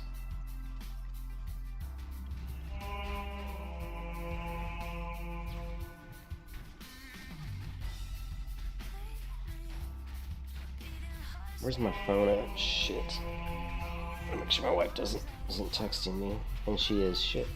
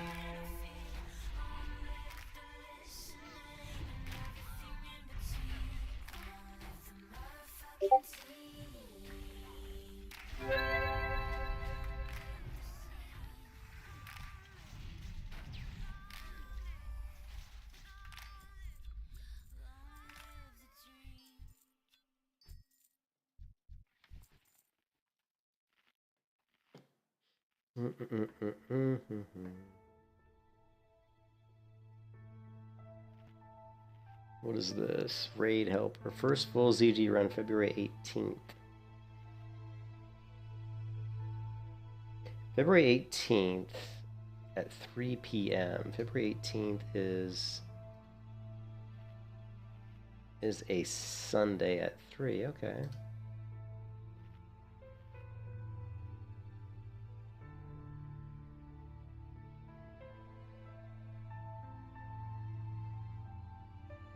I signed up for the ZG raid. We're doing a full guild ZG run on February 18th, which is going to be cool. It's going to be our first time that our guild's done a raid, like a real raid. I mean, I don't ever consider Uber's like a real raid. I mean, I know it is a raid, but and even like LBRS also can be done as a 10-man, but those are really not, you know, they're not like the hard raids. Or the more interesting raids, I guess I should say. I wonder if maybe I should like not go to the first guild raid just to make sure that they figure out how to do it. You know what I mean? Like if there's going to be a chance of anyone dying, it's going to be in that first attempt to do ZG as a guild. You know what I mean?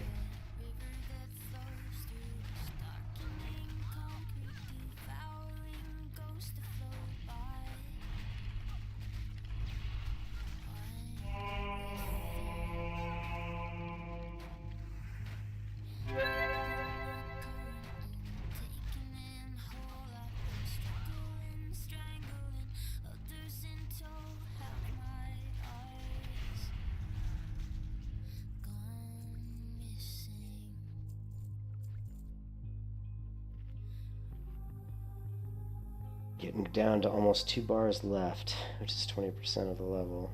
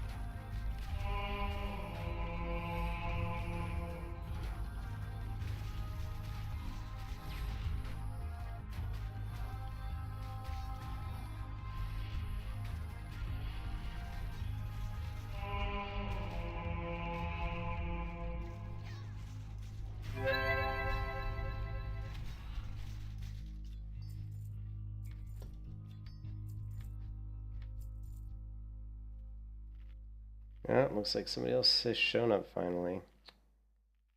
Well, it's Yesho. I know this guy. He's been leveling. He's been leveling these mobs for like days. Every time I come here, I see this guy. It's like all he does to level is. I mean, he was been here since like 51, I think. So, but he's not really geared, and he's got like Crusader enchants and shit, and he doesn't have very good shields, so he's not really. We'll see. He still can. Yeah, right. Holy Stance Crusader. And he's got Seal of the Crusader. Oh my god. Did you see that? He had Seal of the Crusader up. Oh boy. Yeah, so he doesn't really have a full grasp on the Paladin, the Protection Paladin yet. Seal of the Crusader is probably the worst buff to have up, to be honest. I mean,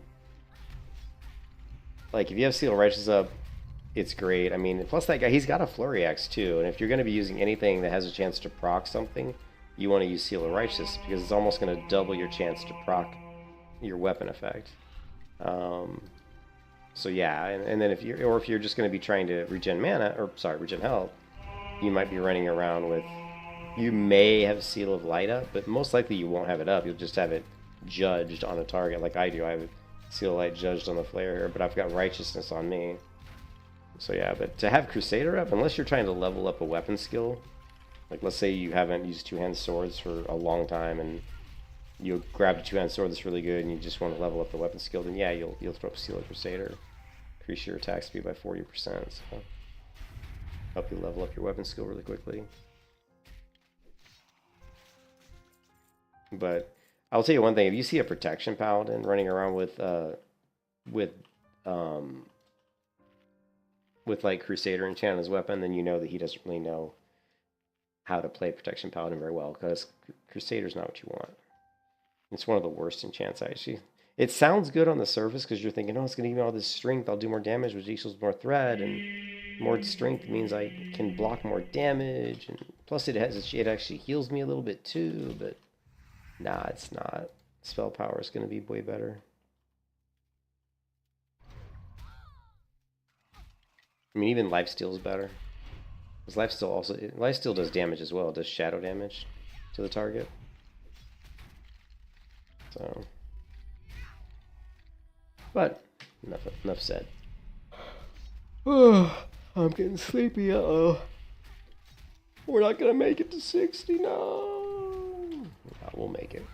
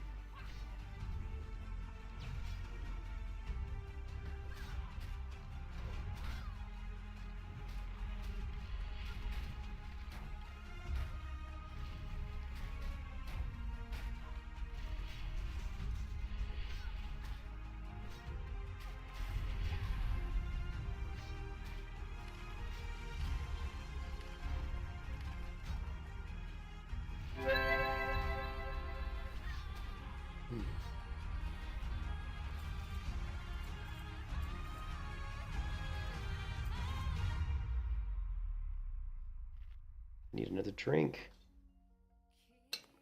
I'm gonna have to take. I want to take a break to get another drink, but oh well. I've got some water here. We'll just drink water. We'll drink water instead of another Mexican Coca-Cola.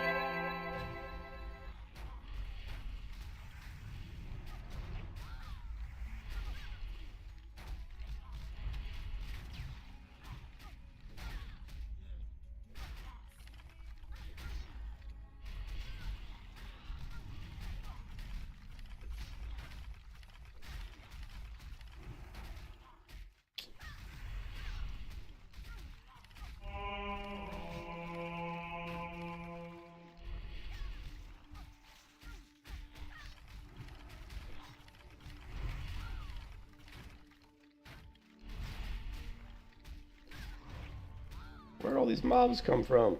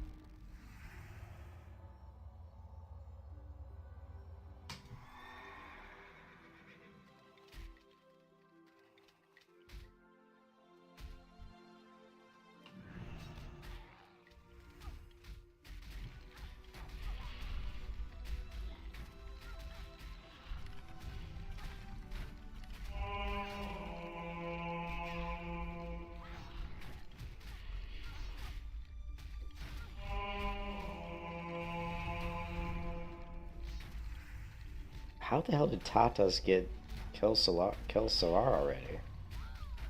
How the hell did he get that already? Because you have to go to Oni to get it, and I...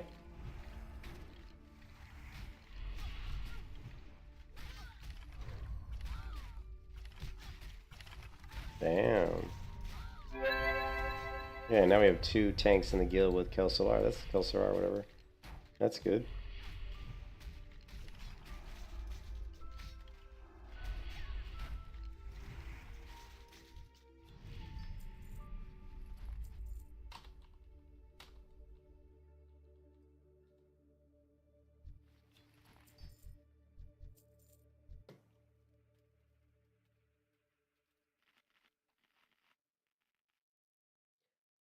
Doo-doo.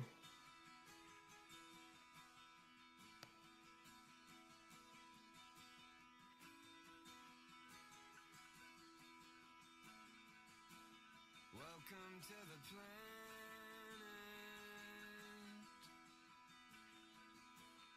Welcome to Hold on a second.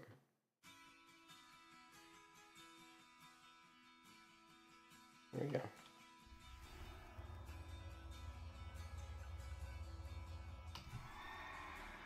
Welcome to the planet.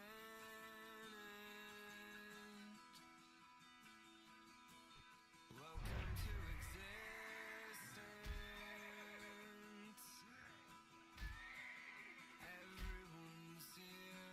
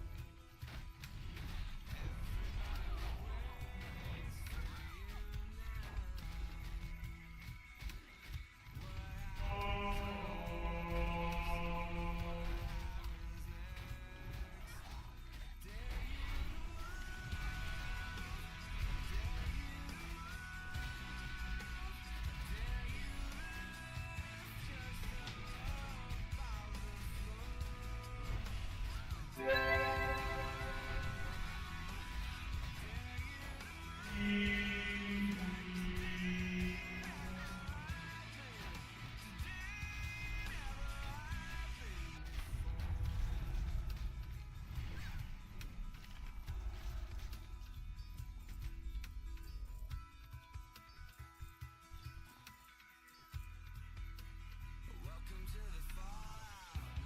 222. So we are another 36,000 experience. We already have like 11, so we only need like another 20 some odd thousand experience.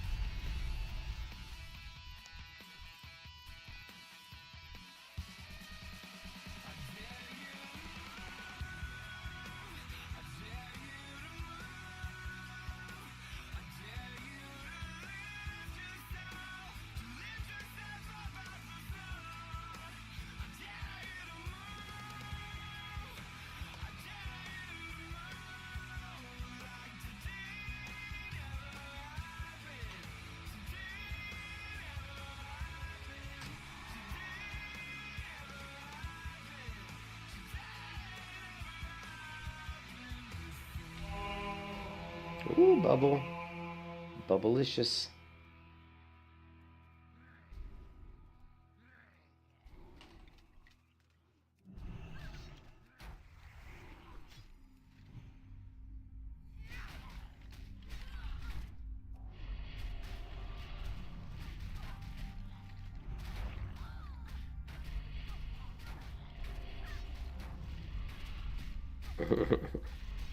What's up, Jose?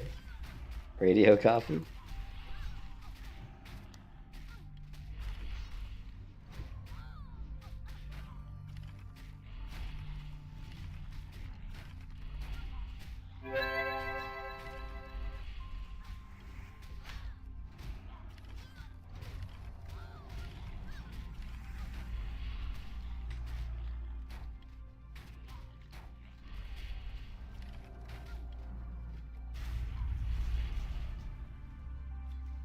Oh, there it is, the Lay of Lilies. We just got an epic drop. That's the second.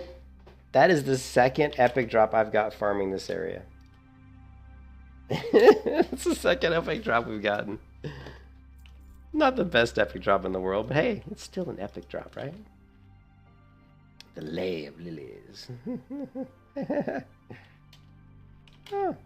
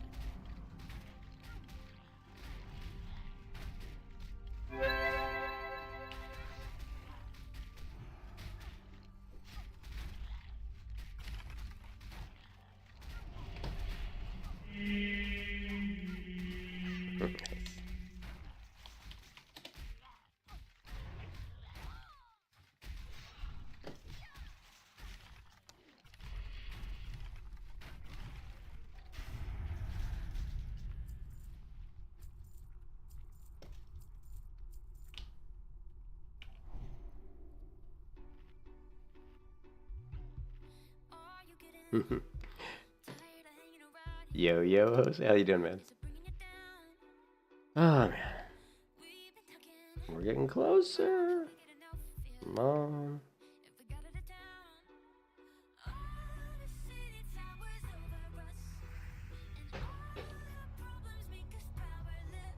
You can't stop it. You can't stop it.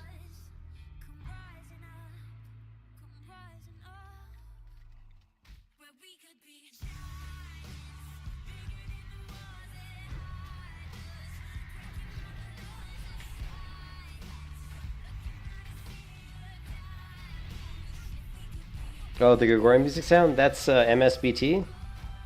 It's mixed scrolling battle text. It's my combat text. After my buffs drop, I can show you how to configure it. So the Gregorian chant sound plays when my Uther's Light trinket procs. So when this trinket here procs the bubble, protecting me with the Holy Shield, we hear the Gregorian chant.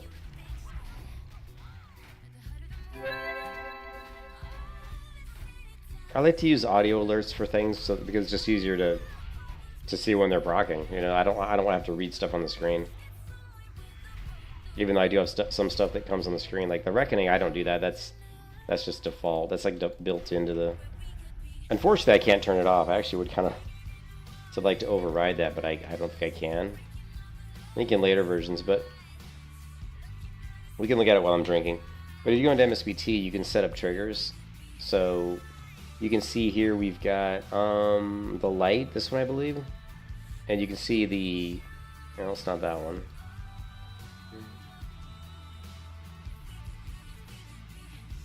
This one. So that's the chant, and the configuration for that one is recipient unit or application recipient unit affiliation is equal to you, and skill name is like Uther's Light, and that's basically what will show up in the combat log when the Uther's Light effect is applied to my character.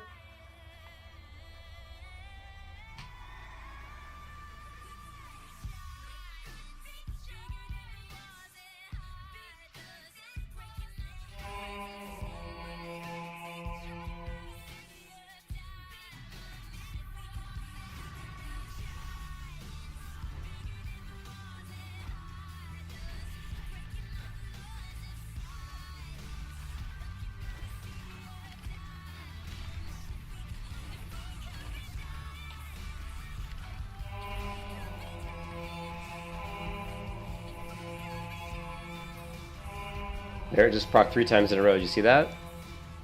That bubble just procced 3 times in a row. That's the cool thing about some of these, like that trinket. That's why it makes that trinket so good. It's only 2% chance, but when you're AoE farming, I mean, it's every time you're getting hit. So, you know, I'm getting hit a lot here, obviously. The more mobs you pull, the more it's going to proc. And it's a pretty significant shield. It shields you for like 350 to 400 damage. So that, think about it as getting healed for 350 health. That's pretty significant.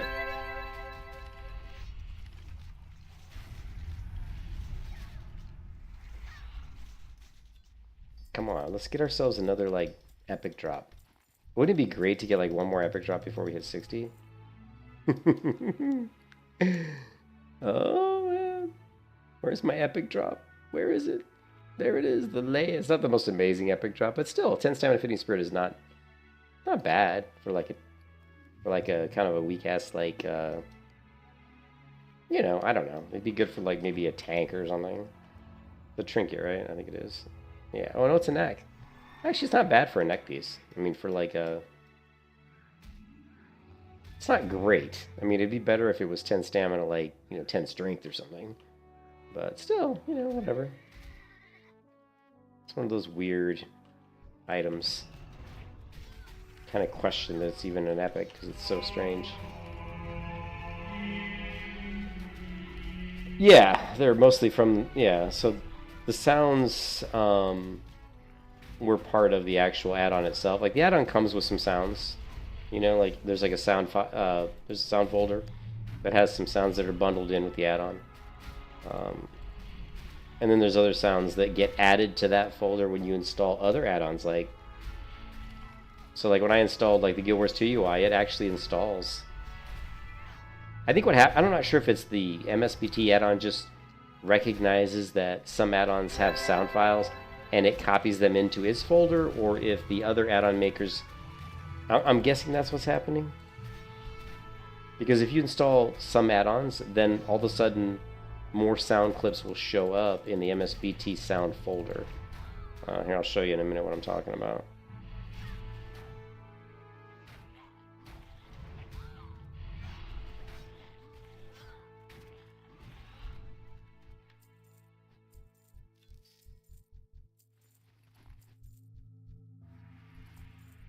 So what I'm talking about is, like if I were to go and change this sound clip, which is the Hunger Games. I don't want to mess with this one because it's always glitchy. I just opened up the same one. But if I were to change this sound clip, You were screwed. there's actually other clips. Like here's like Nova World Buffs, which is another add-on I've installed. So you can see that Nova World Buffs has audio files, but for some reason, I mean, I guarantee you that these weren't in this list until I installed Nova World Buffs as an add-on into WoW. And then if you go into where those files are actually located, they're going to be under MSBT. Let's see. Not here. Mixed scrolling battle text. Sounds here. So, and when I look through this file, I don't see the Nova World Buff. So it must be scanning for sound clips. The add-on must be looking for sound clips across the entire like add-ons folder, maybe. I don't know. Because it's picking up other sound clips from other add-ons, which is good. It's actually cool that it does that.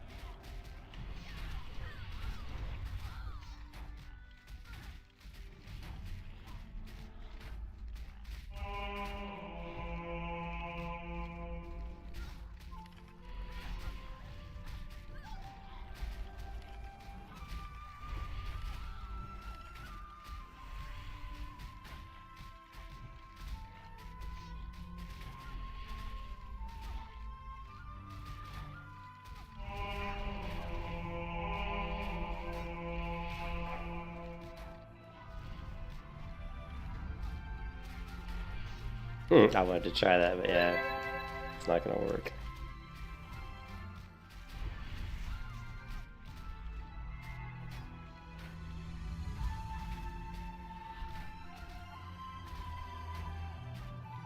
You can kiss your ass goodbye.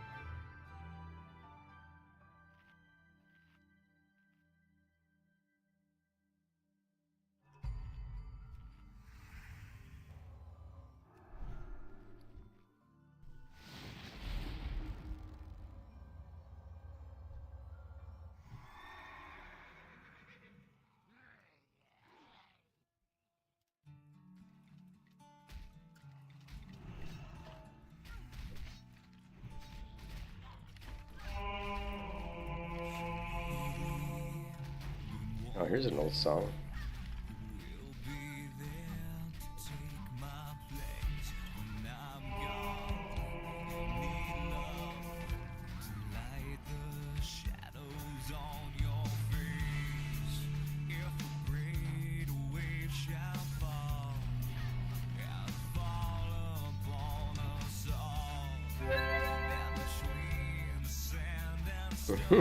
Thanks, man. I play all kinds of weird shit.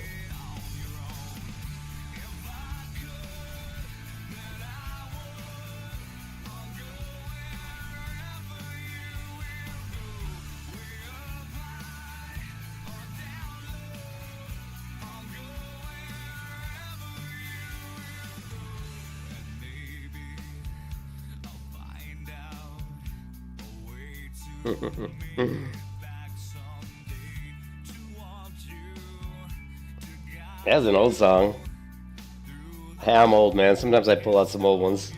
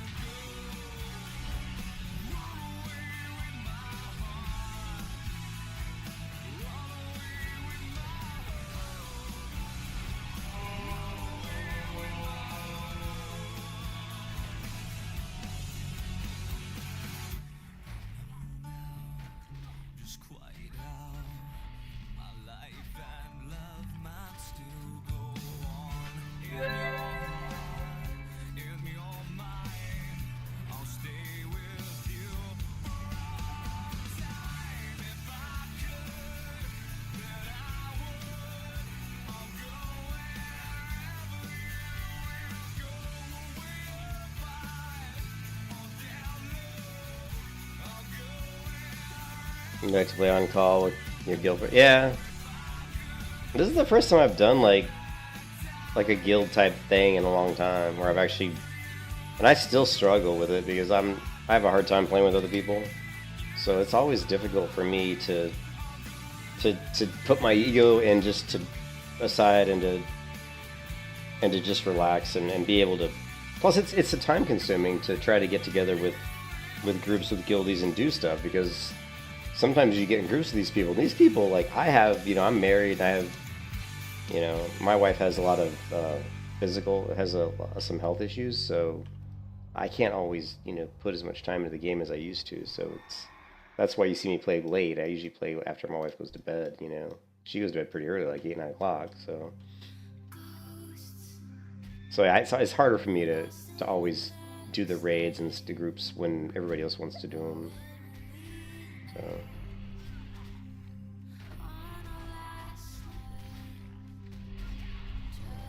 We're getting close. We're getting there. 60 is not too far away. This will be my second hardcore 60 on this server. I've only died a couple times on the server. It was on... and those deaths were a long time ago.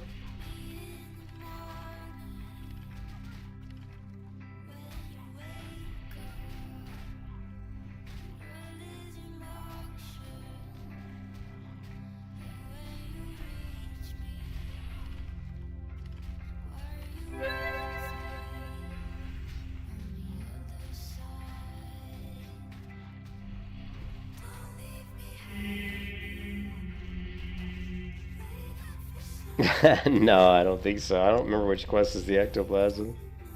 That's over in the Western Plaguelands, or Eastern Plaguelands. This is Western Plaguelands.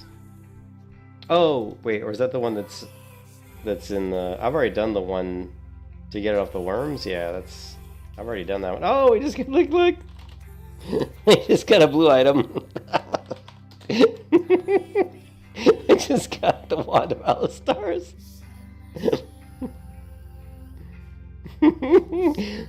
So I've now gotten 2 epics in the farming this area, 2 blues, 4 blues if you count 2 blue cards. Oh.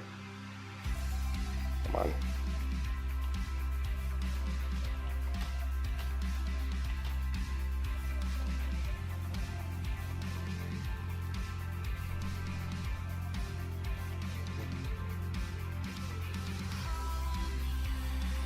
This.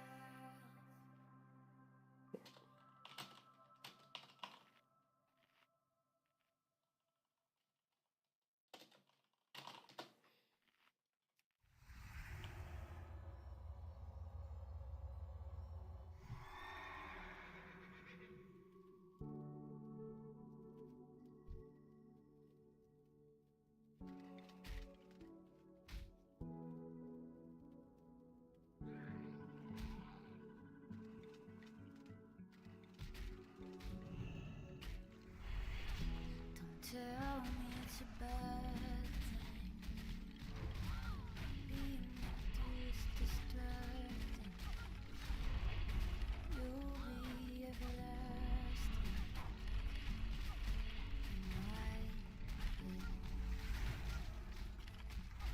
Small creation, peerless temptation.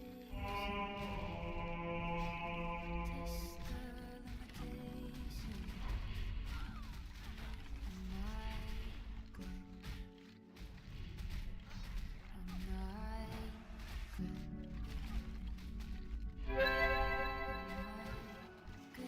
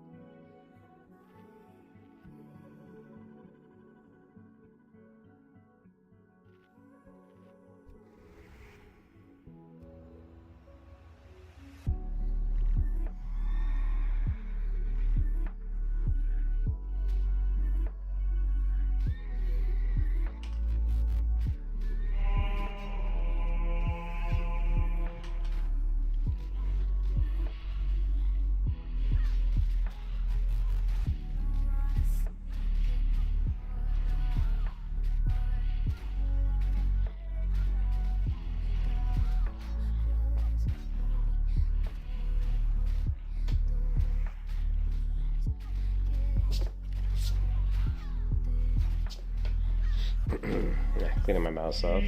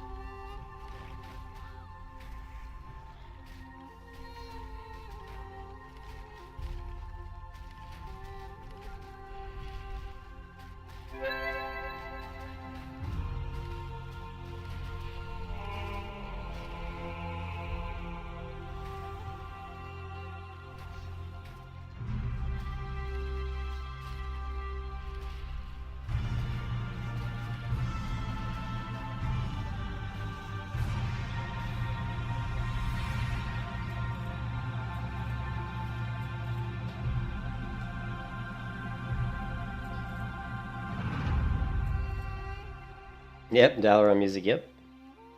You are correct, Jose. Great soundtrack.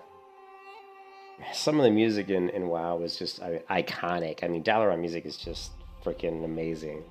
Just so good, right?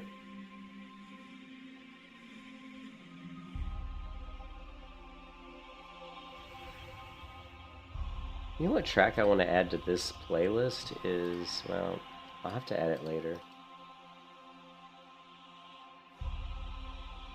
Oof, we're getting close to getting down to that last bar, man. Get down to that last bar.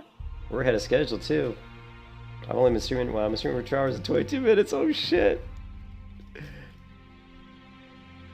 Okay, so I guess no. We're about, it's taking about as long as I thought. I thought it would take like well, we probably blew 20 minutes going to Booty Bay to get the buff, so that slowed us down. So I'd say we've been doing this for 2 hours then. And I figured it'd be about 2.5 hours to ding, so I think we're right on schedule.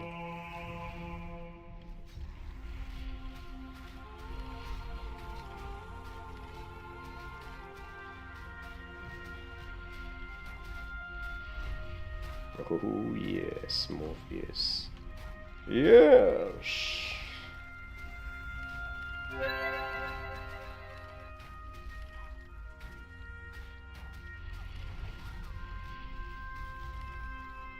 Although the volume's a bit loud, isn't it?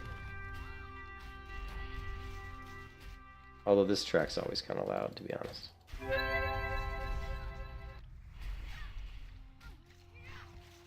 Oh, Solari? I can call you, well, I can try to remember Solari. Solari.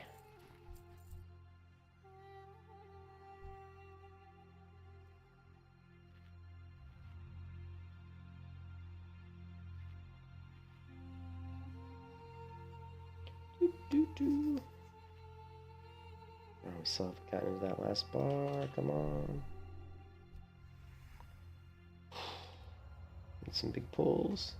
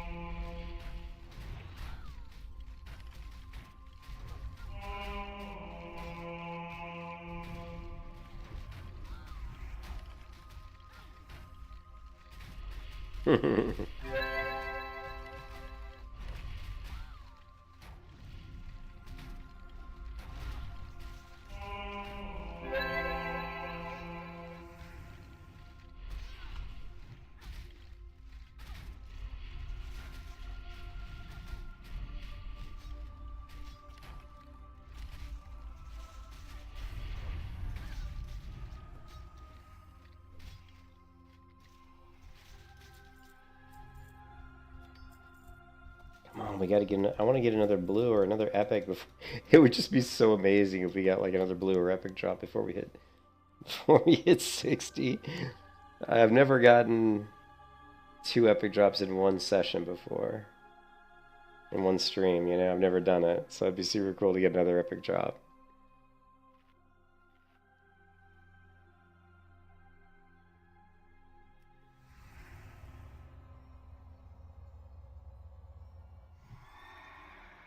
I mean, we're really, yeah, we're getting close. Because I've already got, like I said, I've already got like 11,000 and at least 11,000 just in Scourgestone turn-ins, so.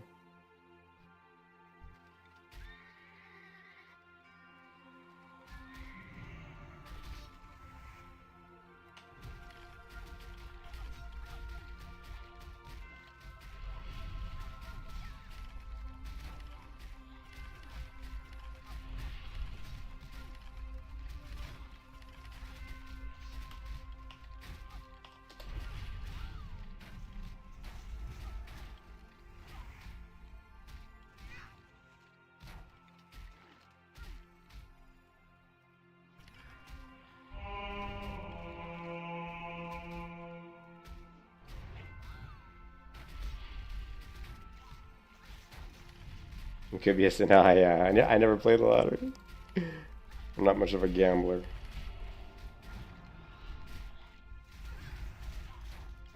But yeah, I probably should, shouldn't I?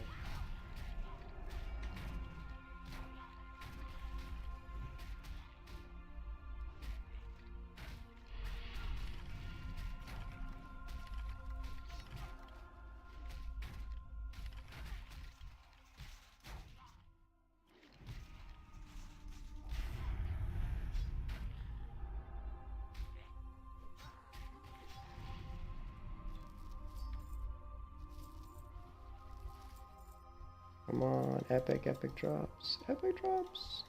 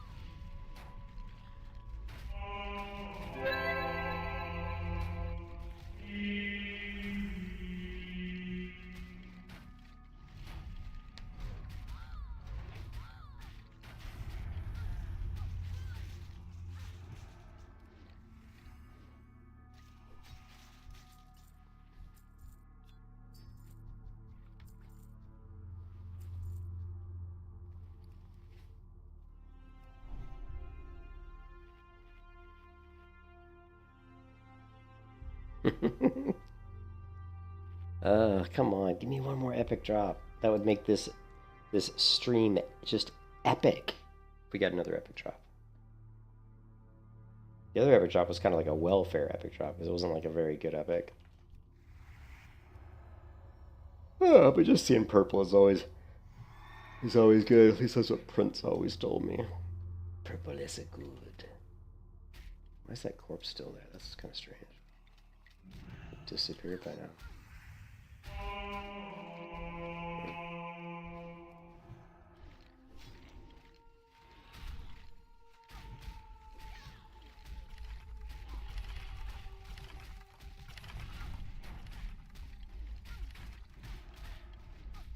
Blood is the life.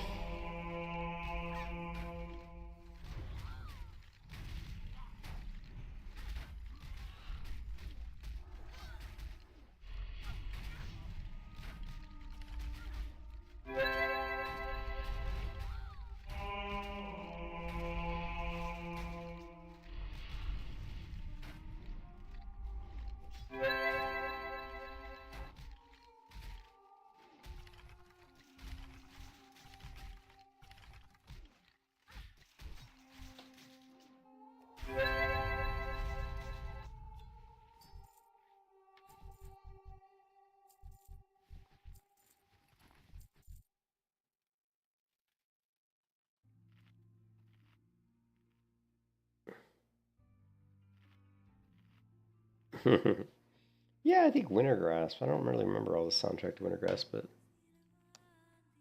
it's probably good. Oh.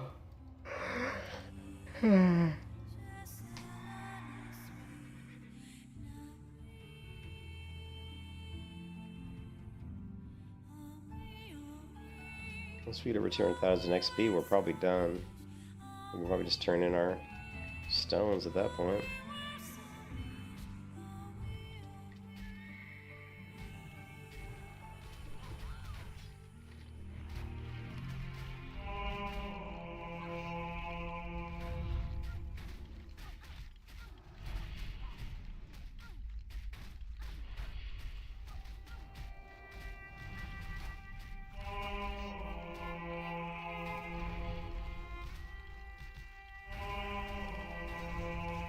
Ten minutes left on ZG buff.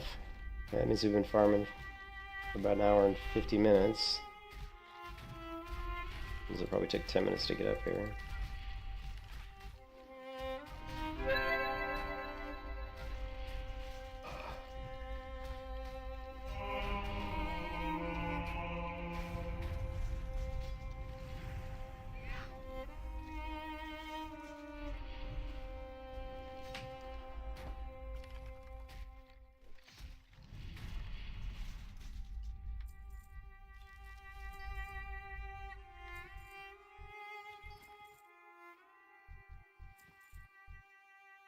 I saw that blue come up and I thought that was maybe like in my loot list, but no.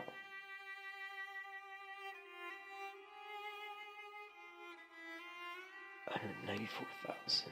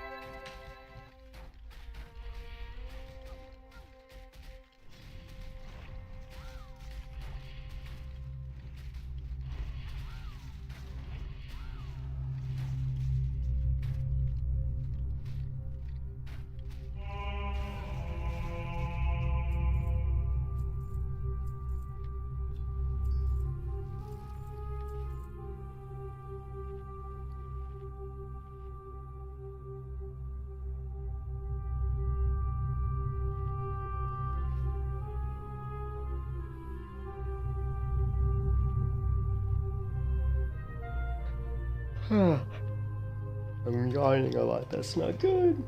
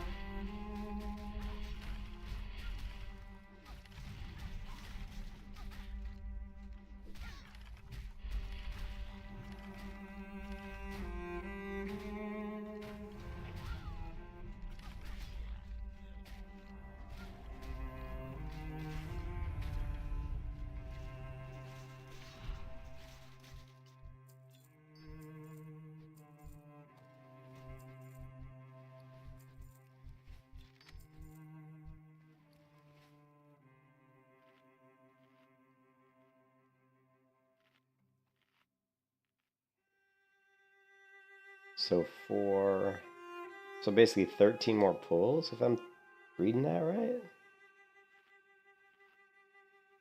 There's 1, 2, 3, 4, so 4 more loops around the graveyard.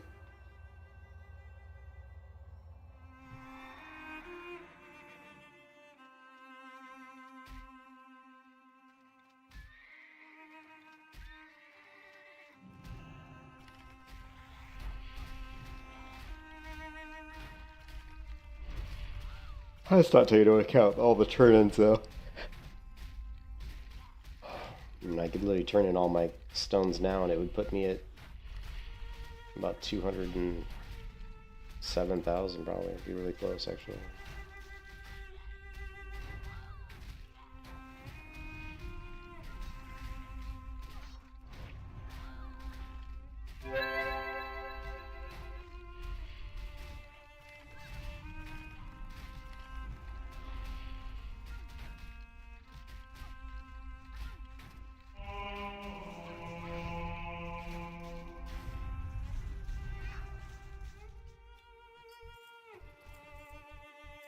Come on, we need another epic. Come on, champ formula. That's not too bad. Was it spirit? I think I've already got that one. Actually, I had no idea.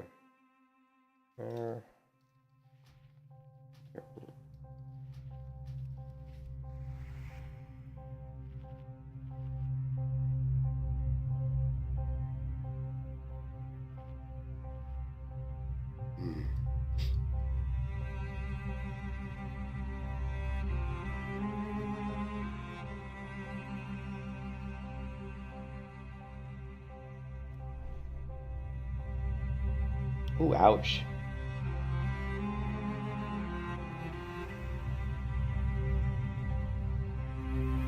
Died in Maradon. Damn. Oh, and another one died in Maradon. Oh, it's a Maradon wipe! It's a Maradon wipe!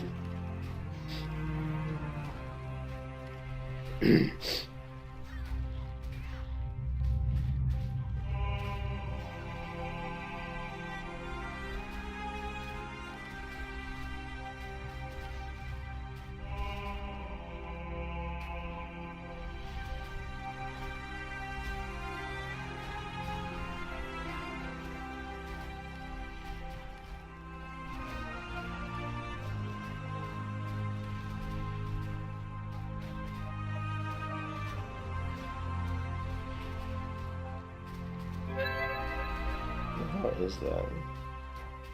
Druid.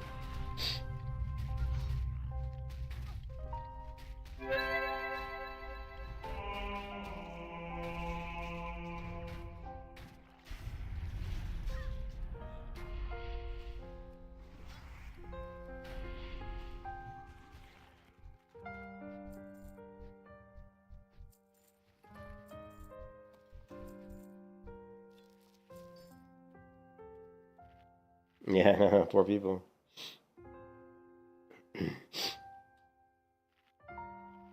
Hasn't showed up in the death log yet either.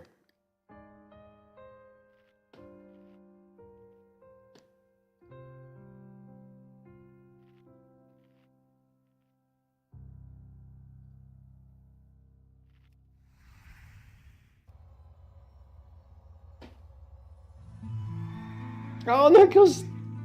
Oh shit, there goes Happy Dude. Oh my god, level 56.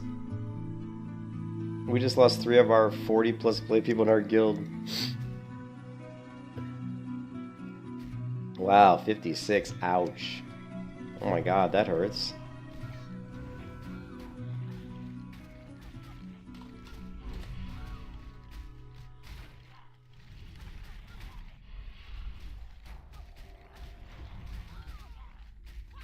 Happy Dude has left the guild. Oh, he wasn't happy. I don't think Happy's happy anymore. I don't think he's happy anymore. I don't think he's happy anymore.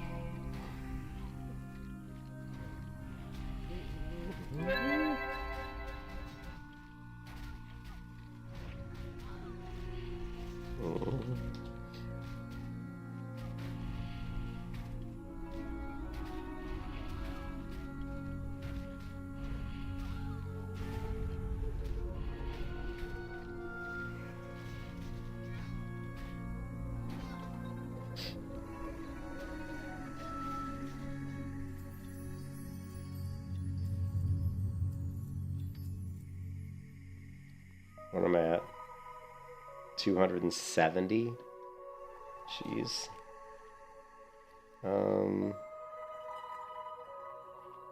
200,000.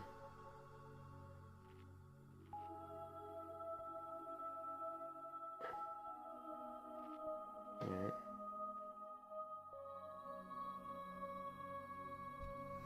I don't even know what they're talking about. Where did he die at? Was it? It was Maradon, right? And Maradon slain by the subterranean demon. Oh yeah. Those mob sphere. Yep, I remember now. Yeah, those mob sphere, man. It's pretty scary sometimes. Someone's pulling my mobs. Get off of here! No, someone's pulling my mobs, man. Yeah, it's that Yeshua dude again.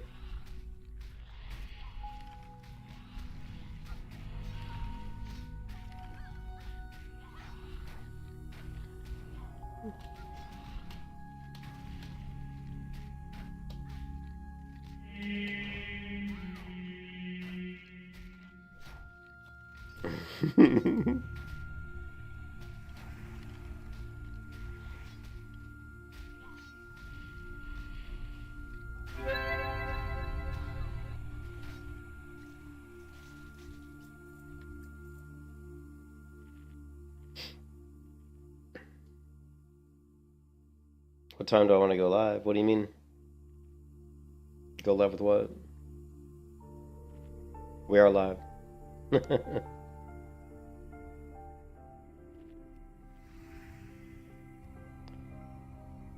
Well,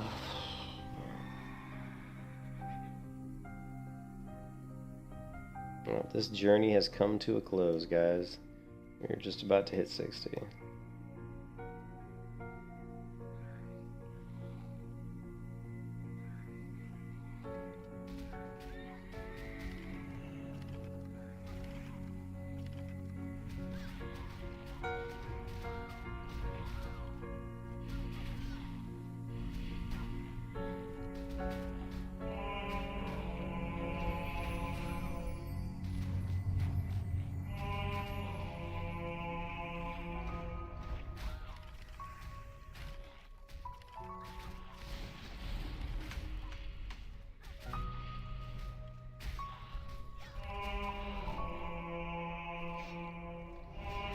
It's all good. It's all good.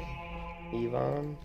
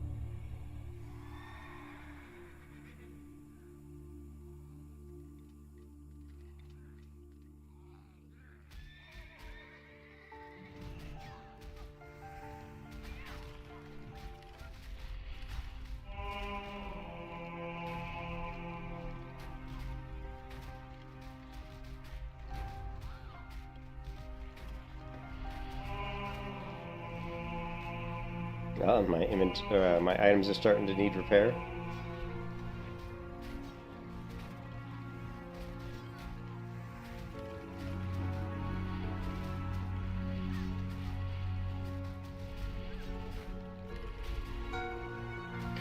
Yeah, sure. No, yeah, probably just maybe another hour. What time is it? It's 12. Probably about another hour.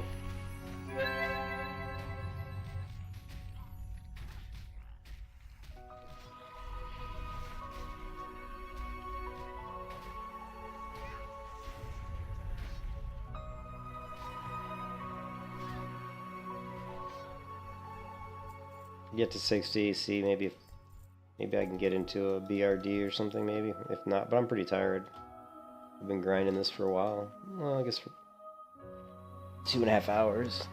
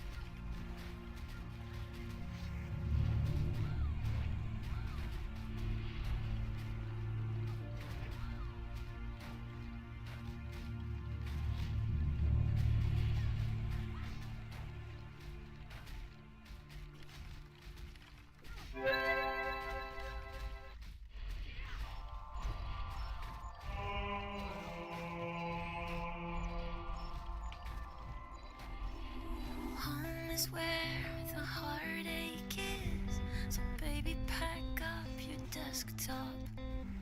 Let's piggyback the internet from the Walmart parking lot. Hair high with the cat eye, I held my hand in the movie. Got me iced teas, our friends ran off to 2E. Said you can't be shit if you can't be true to you. They slapped the streets on like your parents' Subaru. Long live being in love, being obscene. Long live saying that we're 19. Black coffee, a seat and a fiend. Long live the listening and everything in between. Long live the motherfucking team. Long live the scene. Long live the motherfucking team. Long live the dream. So we took off around the back. Baby Scout Regiment, shout Sally and Jack. It wasn't what we did, but what you said. In the moments I was lost in my head, I told myself I was worthless. Told me that I was perfect. Then you kissed me and we fell asleep, listening to postal service. Long live being in love, being obscene. Long live saying that we're 19. Black coffee, a sedum and a fiend. Long live the listening and everything in between. Long live the motherfucking team. Come on, epic. Oh, we need one more epic item. Ah.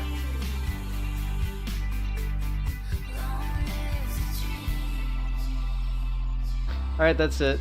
I can actually just turn in my stones now to hit 60. Oh. We'll do a couple more pulls just to make sure that we got enough, then we'll go turn in. And that'll be it.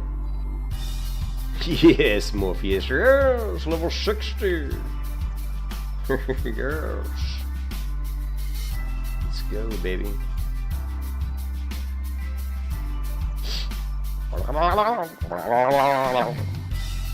Fucking Murlocs up here too. Beating hearts, baby. Come over to my place. I'll be This guy needs to join the party, man. lady. Everybody's welcome to this party, man. Come on, man. Join the party.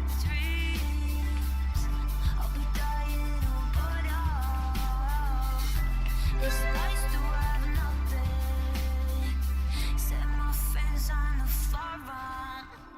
Long live being in love, being obscene. Long live saying that we're 19. Black coffee, a sedum and a fiend. Long live the listening and everything in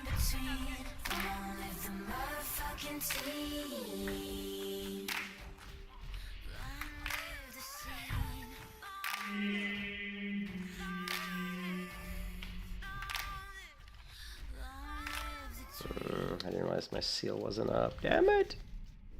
Ah, well. Ah, well. Come on, epic. Give me that epic! Come on, epic. One last epic! Would it be so cool if we could get one more?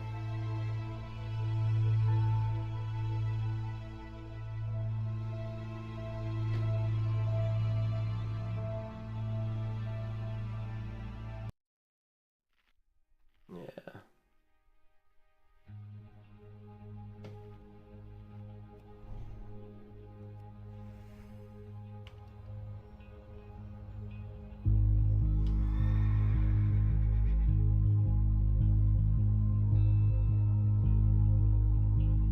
In the throes of the ruby red river that flows. Rip off, what's up, man? Darkening concrete, I think so. devouring ghost of I think I will play phase 2 because the hunter changes. Dude, trap launcher? Reduce cooldown on Raptor Strike with a chance to reset the cooldown? I'm like salivating to own some noobs, man, with the melee hunter. Others in tow have my eyes gone missing.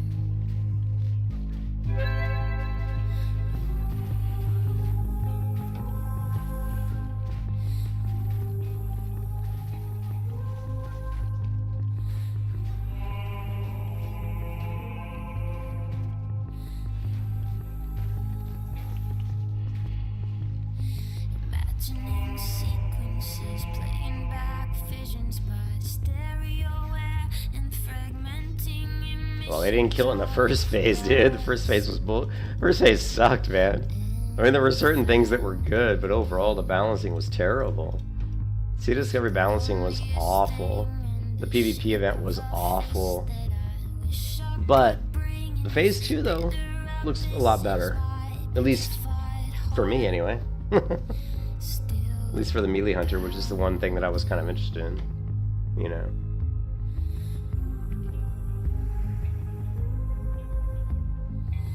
I haven't looked at the other classes yet. I'll have to go through the list.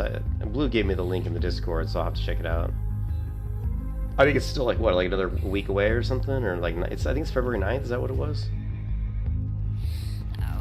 9 days away? Reaching out to design this epiphany and what the sidewalks will do. And I just Let's go with the... in the process. Yeah. Pulling out the old music, alright.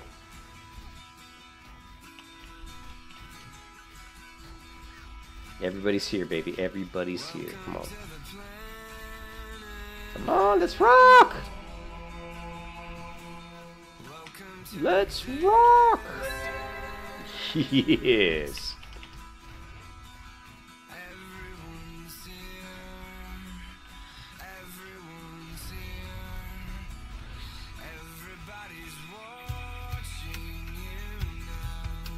Oh, what are you looking for? Why are you looting? Epic, epic, epic, epic, epic, epic. Ah, inventory's full. There.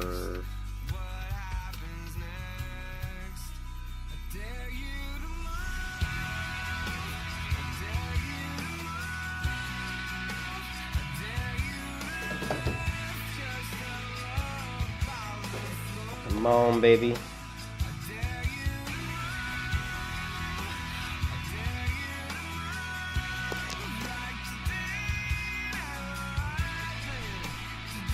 Did I just like... I did. I hit the wrong buff. Damn it. Cyrus, Anubis, I'm not going to give you food right now. You better move out of here, princess.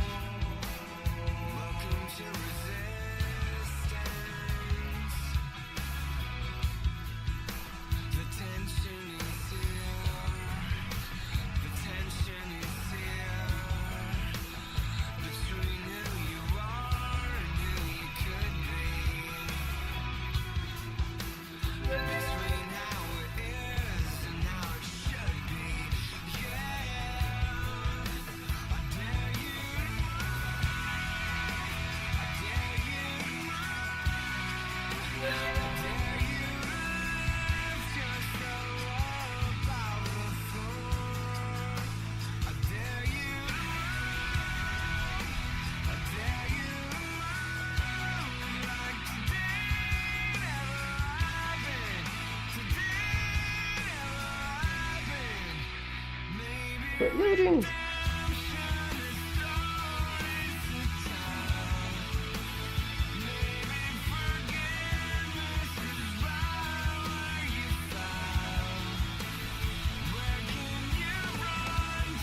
Epic, epic, epic. No epics. Inventory's full.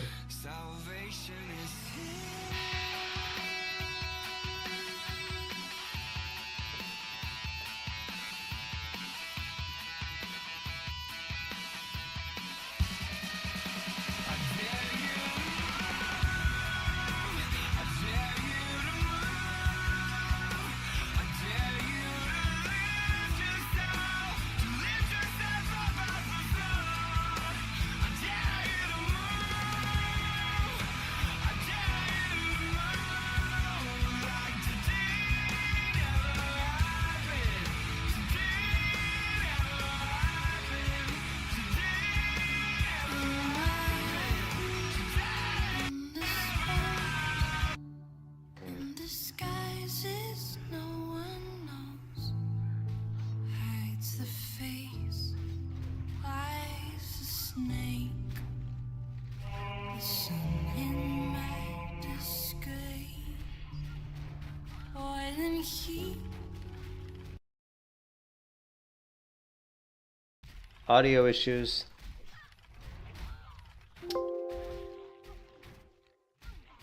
Hold on a second. We'll do this the hard way, I guess. Fuck it. Fine. Be that way.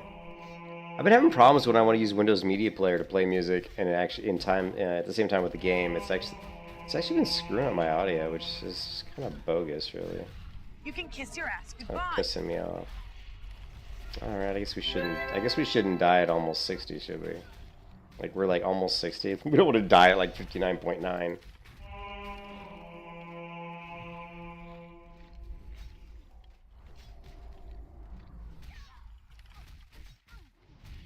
As I'm like mucking around with music, right? That wouldn't be good.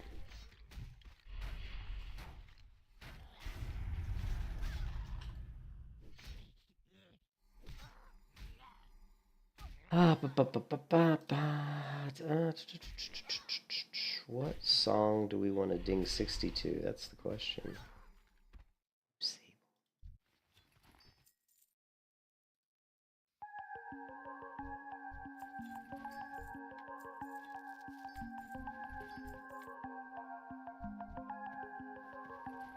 Libram of Resilience. Show us the way. I'm caught between the wisdom parts of the unknown. Adored between two worlds, a sight to see. It feels like everything is moving. Oh.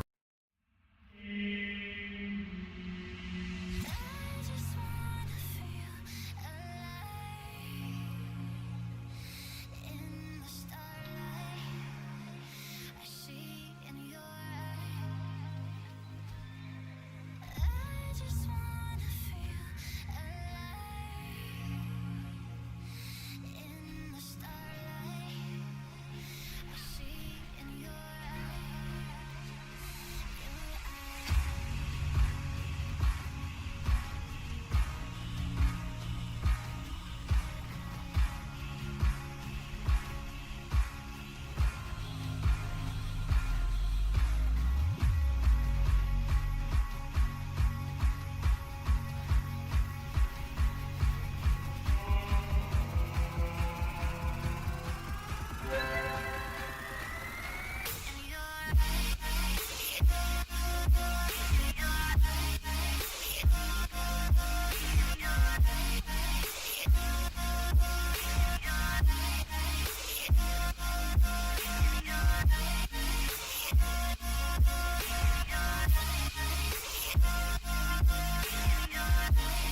Oh, it's gonna be close.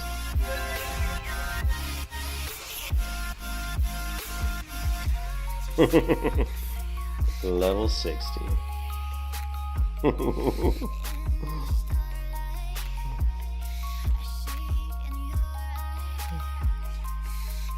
Ooh, we got quite a few people messaging me. Thank you.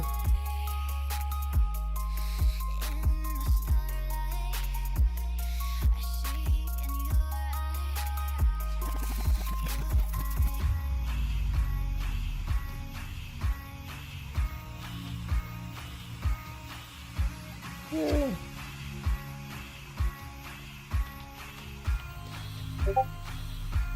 A lot of people saying congrats, nice. Hey, thanks, Laser. Oh, did you just walk in right as I hit 60? It's funny, I hit 60 right as my inventory was full too. It was like inventory full.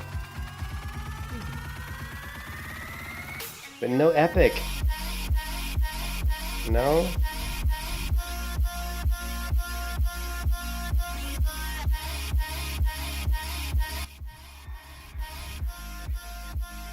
So, Laser, I got this crappy epic to drop when I was farming here. And then I also got this blue wand that dropped within the last like hour, both these two items. So that's pretty cool.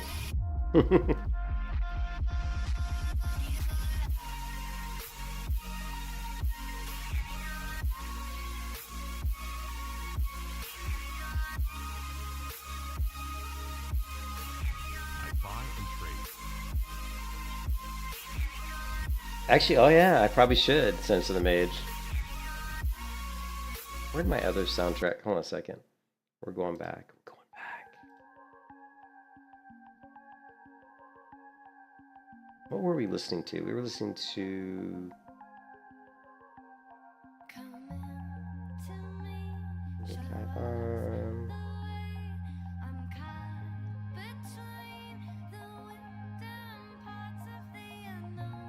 What's this one?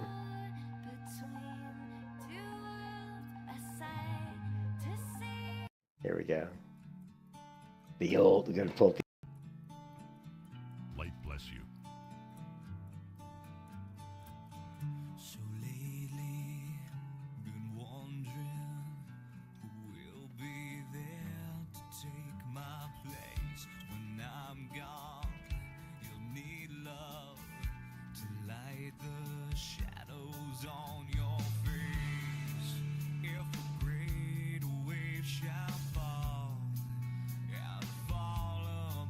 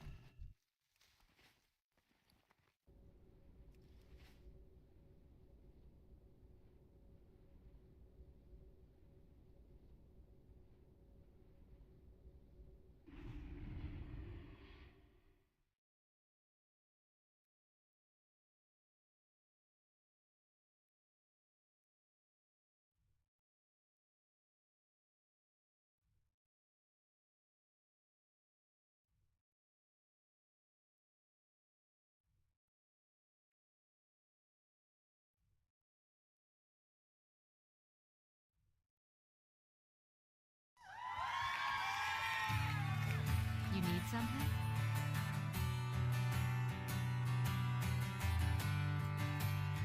Farewell.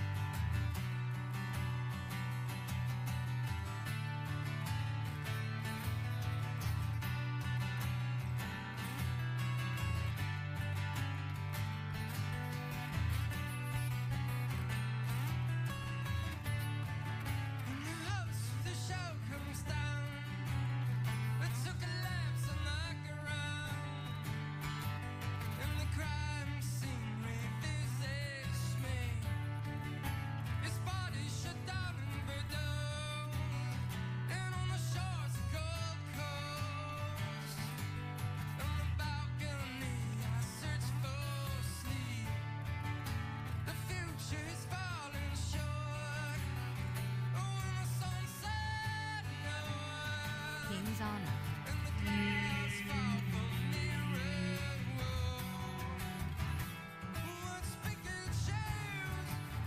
Be careful. I buy and trade. Go with honor.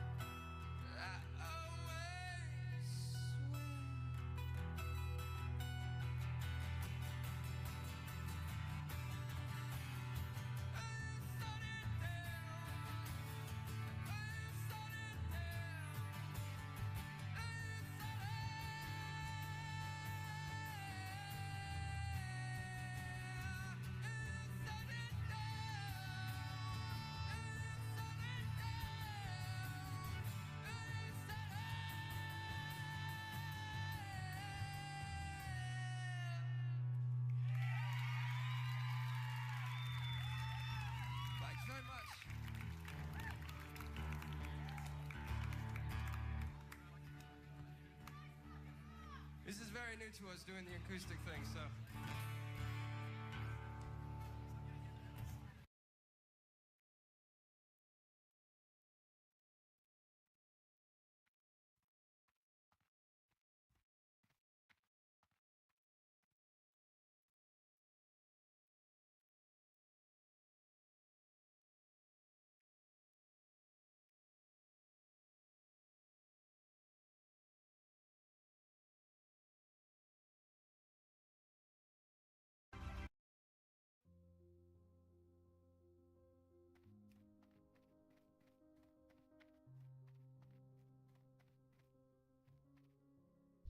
there.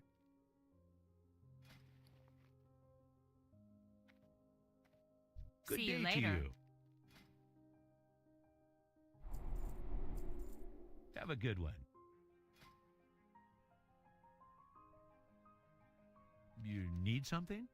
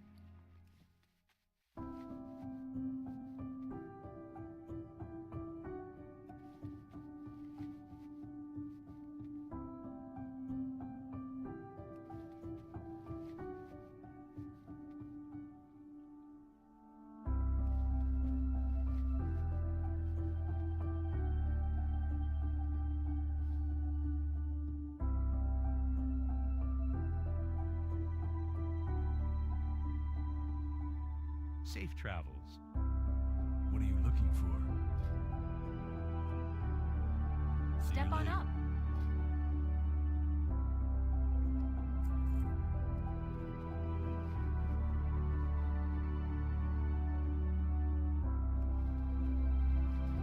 See you around. Hey there. See you later. King's honor, friend. For the Alliance.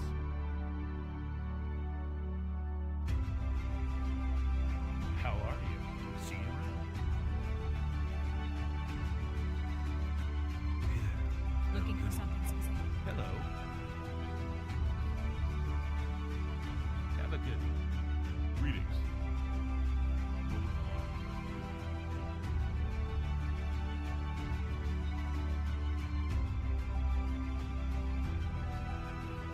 What can I do for you?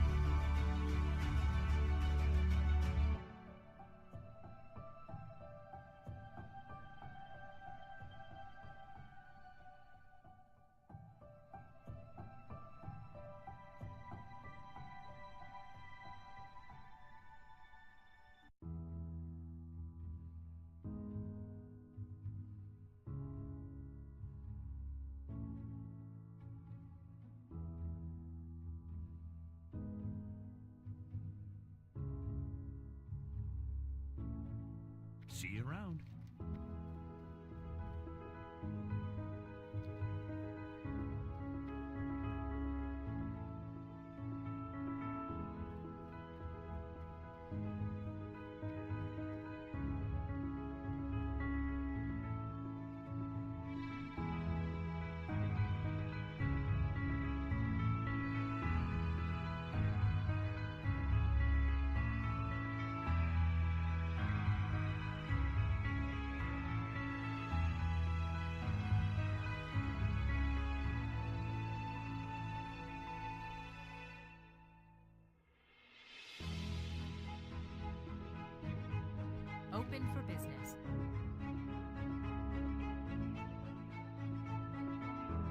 Safe travels.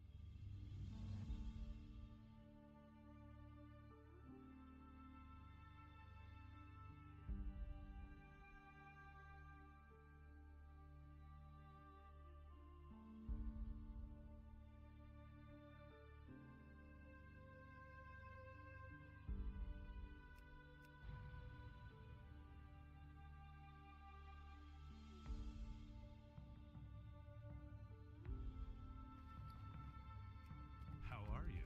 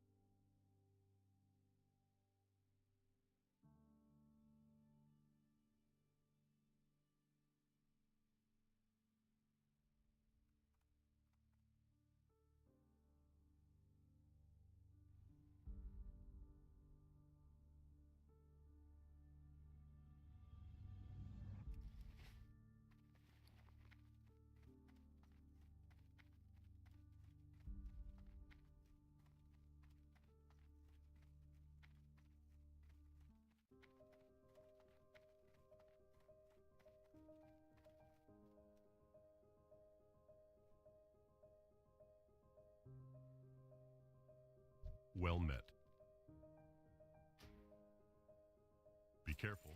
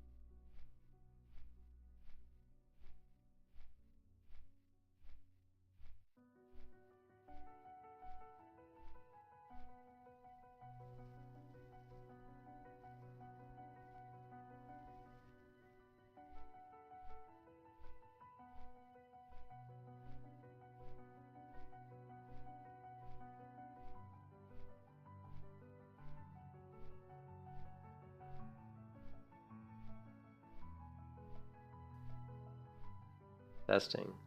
Yeah, I don't know. Yeah, sorry about that. I don't know what happened. I know I had some audio issues earlier, so sorry about that. Thank you for speaking up. I mean, I probably was talking for like 10 minutes and nobody heard a single thing. Sometimes there's too many lurkers in here. I was talking. I don't remember what I was talking. I was talking about. My God, I wonder when the microphone stopped. I think it was when the sound kind of freaked out on me, and I had to like reset it. Yeah, sorry about that. But what I was talking about was my talents. I was just saying the talents, like, you know, I have slightly different talents for when I'm like tanking versus my AoE farming talents. Well, no, I played the Windows sound test, but because I was basically flipping. Never mind. Basically, what happens is whenever I try to play some music on Windows Media Player, sometimes it screws up my audio, and I have to like basically turn it, kind of flip it on and off. But yeah. But anyways, just in my talents, like for like tanking versus like regular like AoE farming, there's a slight difference, and obviously one of the differences is if I'm tanking, I'm going to be using Improved Righteous Fury. And I do grab, what I was saying is I do grab Blessing of Kings, but I don't like to use Blessing of Kings in like a 5-man. Like if I'm doing like a 5-man LBRS, if I'm doing BRD 5-man, I usually prefer to just cast Salvation on everybody. I don't want the healer to get threats, so I'll salve them. I don't want like the rogue, I don't want the DPS to get threats, so I salve them. Sometimes that pisses DPS off, but I'm just like, I really don't care that it pisses you off. Would you rather be dead? I mean, it's hardcore WoW, so we just don't want them pulling threat.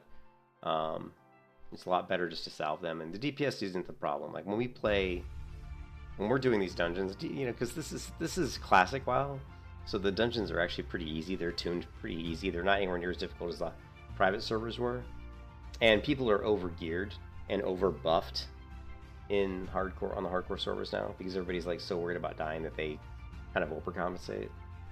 So, you know, people, you know, trust me, the DPS isn't usually the issue. So, healing is usually fine. I mean, you'll see, I know, like, I've seen people in my guild healed 5-mans when they don't even have very good gear, and even in long encounters, they still have mana. You know, they're not really running out of mana that quickly, so. But anyways, the point is, I grab Greater Blessing of Kings. I grab Blessing of Kings, but it's not something I like to use in 5-mans. But if I'm in, like, a raid, it's possible that someone may want me to put out, you know, Greater Blessing of Kings. While then the other paladins, if there's multiple paladins, obviously, and other paladins might put out like, you know, whatever. So I grab it, but I'm not a huge fan of grabbing it. It's also used for generating threat. You know, one of the ways you can generate threat is just, you know, people casting kings on a bunch of people in a raid, and if you're trying to get threat back, but that's, again, it's kind of a kludgy mechanic. But the other difference with my tanking build is I put 1 point into Guardian's favor. This just allows me, and it's really good for hardcore too, this just reduces my cooldown on my bop from 5 minutes to 4 minutes, which kind of gets it to the point where it's almost like I can bop on almost every fight, because fights are usually about 3 minutes. If you're pulling really fast, you know, you're going to go usually like 3 to 4 minutes probably, on just a general small pool. So reducing it from 5 minutes to 4 minutes means you're pretty much going to have bop available almost every fight. And it's really useful because, you know, rogues, people pull threat, you can bop them. Healer pulls threat, you can bop them. It's kind of your way, it's kind of your taunt. It's kind of like a protection paladin's taunt because you don't have a taunt. So to combat the fact that you don't have a taunt, when a mob runs towards, like, your healer, like a warrior would taunt the mob, what you do is you bop the healer. And in effect, it's basically doing the same thing because when you bop them, usually, not always, you know, because it's usually melee. If you see a mob running towards them, it's melee. Once you bop them, they usually turn around and come back. If I remember correctly, they'll turn around and come back, but because they won't be able to do any damage, or maybe they won't. Maybe they go try to hit the priest and they got bop and they can't. You know, they're not doing any damage. But I'll have to wait because I haven't. It's been a while since I've done a dungeon on a lot of protection paladin. Excuse me, I had to do that. So I do like to put 1 talent point into Guardian's favor. So that finishes out the 60 build. But honestly, I would rather take that Blessing of King's point and put it into parry, into deflection. But we'll keep it there for now. We'll see how it goes. So let's go ahead and turn these damn stones in. Hey there. See you around. Have a good one. Well met. I need a freaking Farewell. macro. Safe travels. I got so many of Be these. careful. Safe travels. Have a good one. Hello. Farewell. See you around. Need help? Be careful. I actually had a Have a good macro one. for turning in a Can I request help like you? this in like Safe travels. Mists of Farewell. Pandaria for like What can I cooking do for for you? like cooking quest See you turn-ins, around. Be careful. and it was actually really Can useful. I help you? See you But around. I don't Be really careful. remember what the macro was, but What can I do for you? Farewell. and my audio just was freaking out again, guys. Hey there. I need to restart my Farewell. computer. See you around. Can I help you? Safe travels. Hello. Be careful. Have a good one. What can I do for you? Be careful. See you around. Well met. Safe travels. Need help? Have a good one. Okay, that's it. Farewell. Okay, so now we have 14 of these. Alright. Interesting.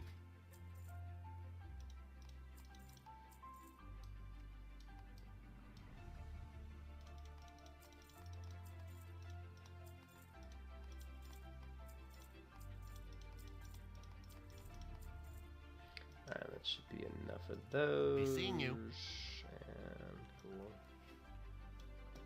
Alright, let's go do. I'm gonna do it at the pro. I want to see. I want to check out my healing again because I was really surprised by how much healing I actually did there with Dark Moon card. If I can actually, I'm tired. I'm struggling right now, so if you can't tell.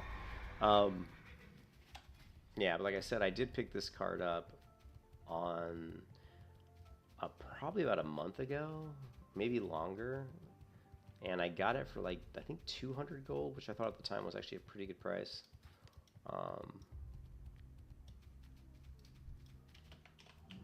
Let's give the mage some healing love.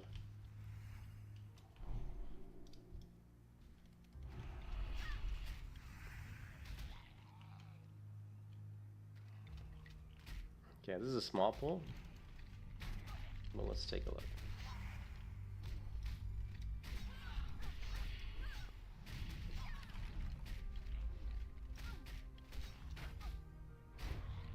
So a few heals, not a lot of heals yet.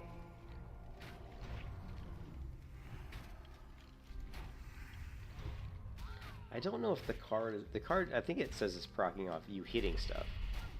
Yeah, so sometimes heals the bearer when damaging an enemy. So, but the interesting part is when damaging an enemy, what kind of damage does that mean? So, right? So if it's saying like any kind of damage, right? Then that's huge, right?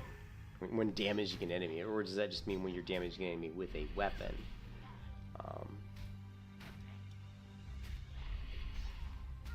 Okay, so we killed 3 mobs, and we ended up with 1381, 1,381. And when Dark Moon card procced 3 times, and did 16.5% of my overall healing, with 228 healing. My biggest healing was Judgment. My Judgment of Light, so basically Seal of Light being judged on the target, so which makes sense. That's always going to be my biggest. Now it says Uther's Light is 211. That one I'm a little bit unsure of. I don't think Uther's Light really heals you because it's basically proccing a bubble on you. So that one I'm not really sure if that's a glitch. You can kind of think of Uther's Light as a heal because what it's doing is it's putting a bubble on you, which is protecting you from like 300 or so damage. So I don't know if that's the way that Recount's looking at it, saying, hey, you took 200 and such damage, 211 damage while this bubble's up, and you didn't take any damage because you had that bubble up, so that's basically, in effect, 211 heals. Not really sure. Let's reset this again.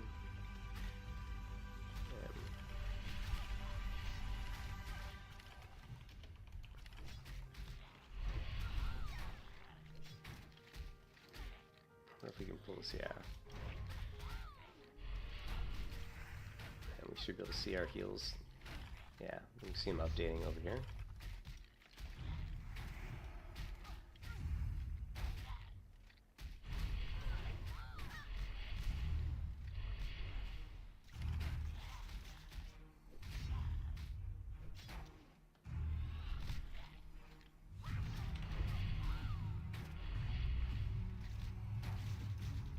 Yeah, this time I don't see any Dark Moon card heroism. which is interesting.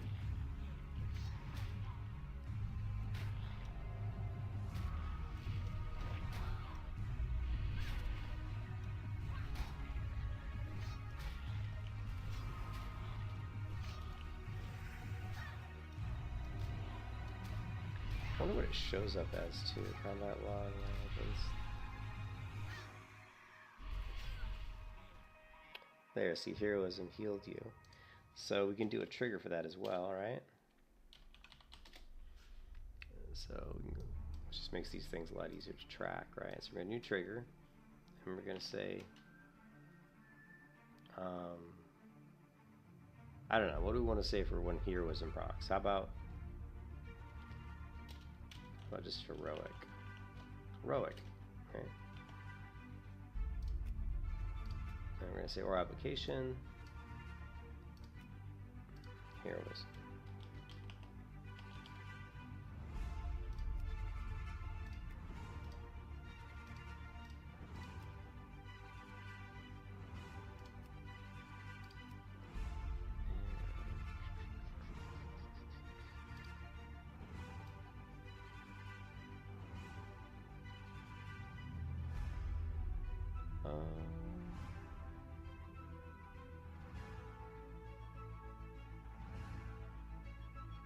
Let's do like a golden one. Gold. Font. It's fine. And then we need some sort of an audio sound to play.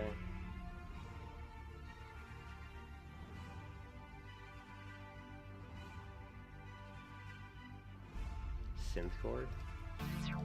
Deal. Nah, I don't think so. Diamond. We should have used protected for the other. We could have used protected for the other one. That's alright. Switch, taunt, siren.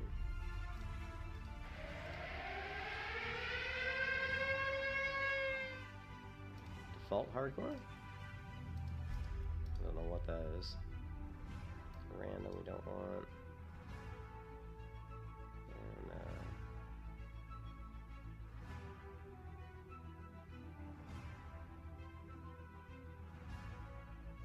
what is dread hunger? Weird. Cookie monster.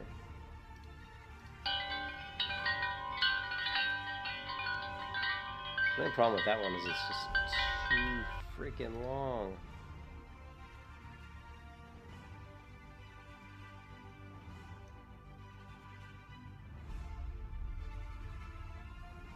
Hero fallen.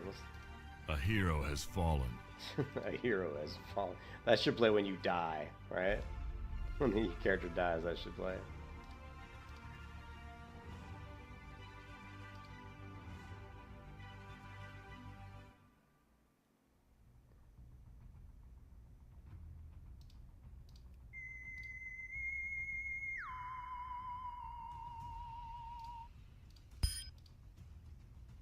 Some interesting sounds.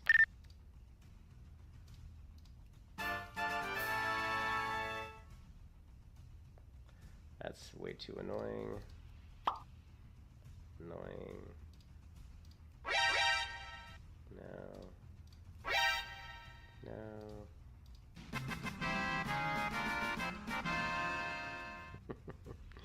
Again, too long.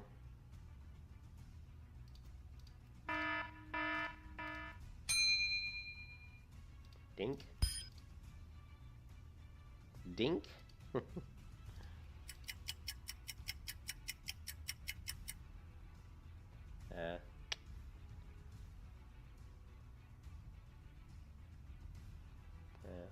I'm gonna have to add some more sound effects in here. Yeah, we can do that for now.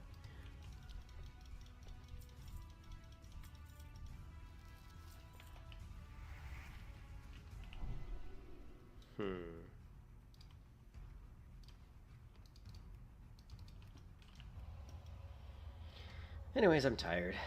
You run a guild of 3 Tauren paladins, one of each. Oh yeah, yeah. If you have a lot of paladins, obviously you're going to be throwing out all those blessings, and which is great.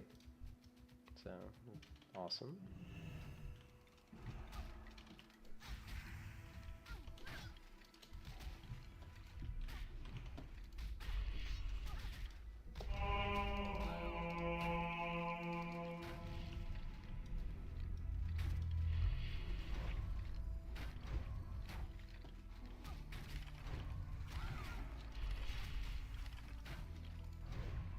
See our heals coming in. No heroism, unfortunately.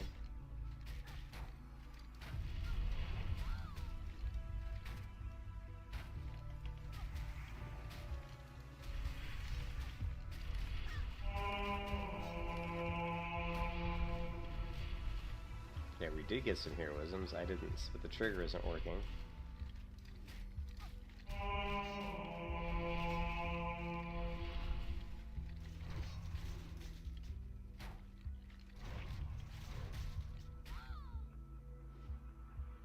Did I misspell it or something?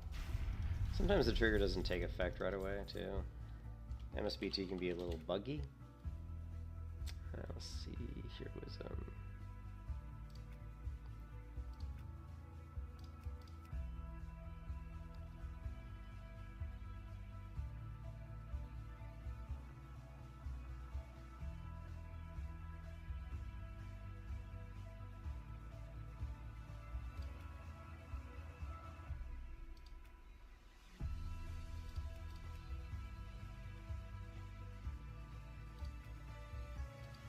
Or application skill name is like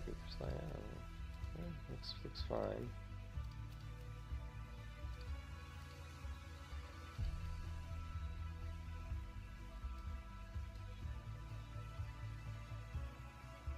Hero. It may not come up as a aura since it's a heal, so let's go back and take a look at. Yeah, see, it's a heal. Heal or yeah, so that's the difference. So we got to go back into here and we have to change this. It's not an aura application, it is a heal.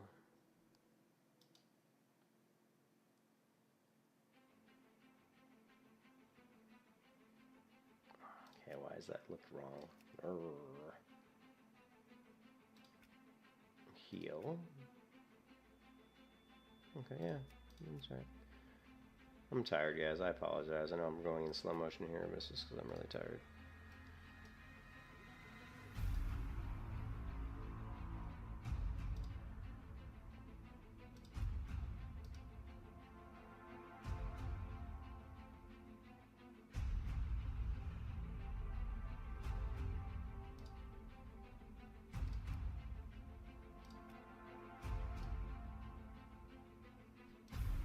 Was it skill name?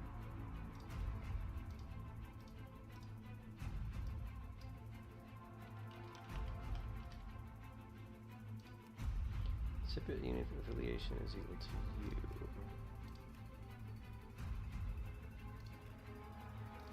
Separate unit affiliation is equal to you. Skill name is like, okay. That should fix that.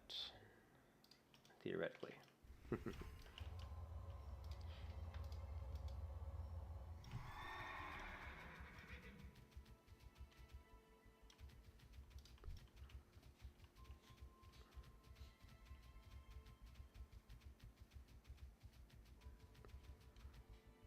This damn mage pulling everything.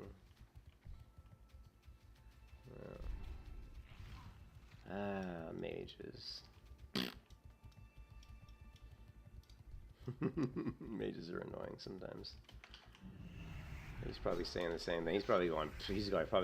Paladins are annoying sometimes. Probably saying the same shit about me. There you go, heroic. So there's Darkman card heroism.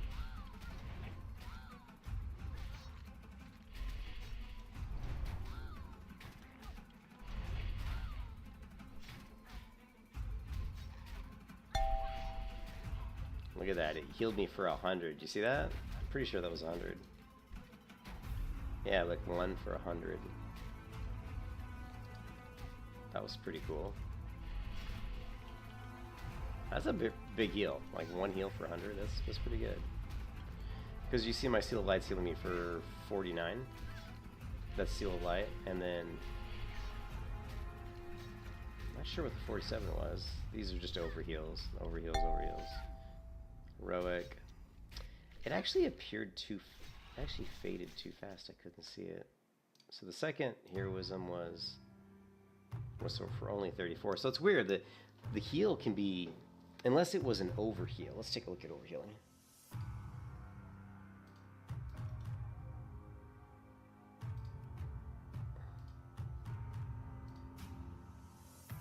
Yeah, so you can see that we had... Yeah, so we had a lot of overheals. Okay.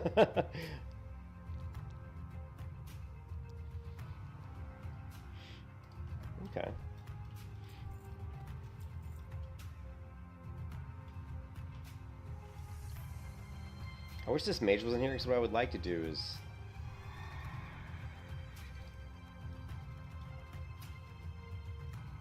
It feels like that the Darkened card heroism is pretty significant. It's a pretty good amount of healing.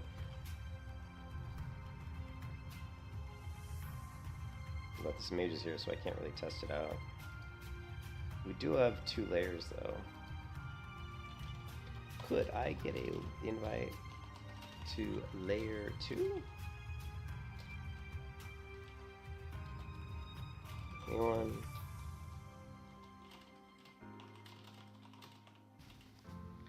Oh, sweet, here we go.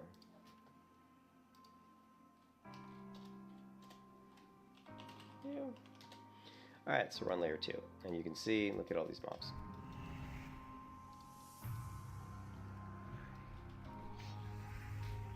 And that's probably that one guy. No, it's Glory Days.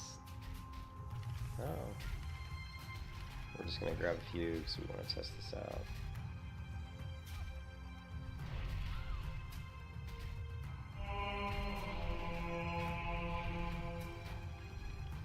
So instead of like judging, like normally I judge light on targets, and that's what really recoups my health, but now I'm not going to do that because I want to see if heroism, see how much heroism procs we got. None yet.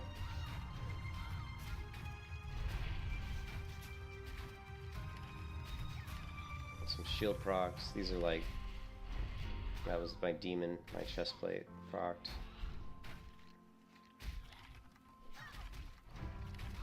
Chest plate procced again. You can tell when the demon forged armor procs because it does a green little effect because I'm basically stealing life from the enemy. So it's like siphoning life from them, and so that's why there's this green glowy effect on them. Now if I go ahead and throw Seal of Light on them, we'll be getting our Seal of Light. These are our life 30s lifesteal. Seal of Light, lifesteal. I guess lifesteal. Yeah, we didn't even get a single heroism proc. I'm just wondering if heroism is proccing. I'm just not sure what it's proccing off of. It felt like when I pulled like a huge pull that I got a lot more heroism procs. Hey, Dave. Oh, hey. Hey.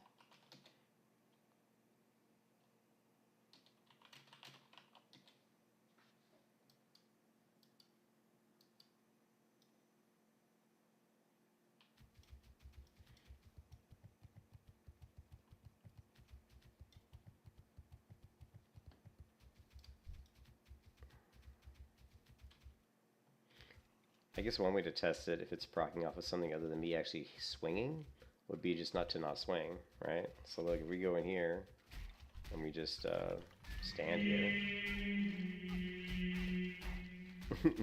you know, and we're not getting any heals, right? What if I use Holy Shield? Alright, well now we're taking too much damage, so...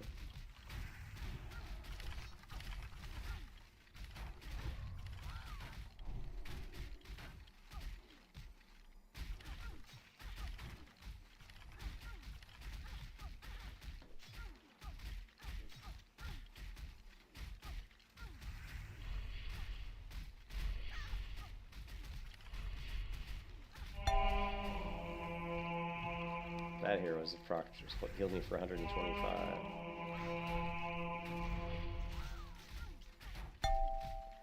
That one healed me for 149. So those are nice heals, actually.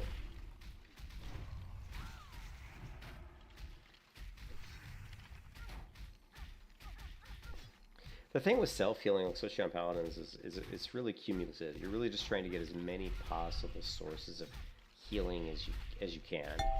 You know, there's another, look at that, was 169. Wow. Which is interesting because I don't think it even says it can heal that high. That was 180. It keeps going up. Not sure how that works.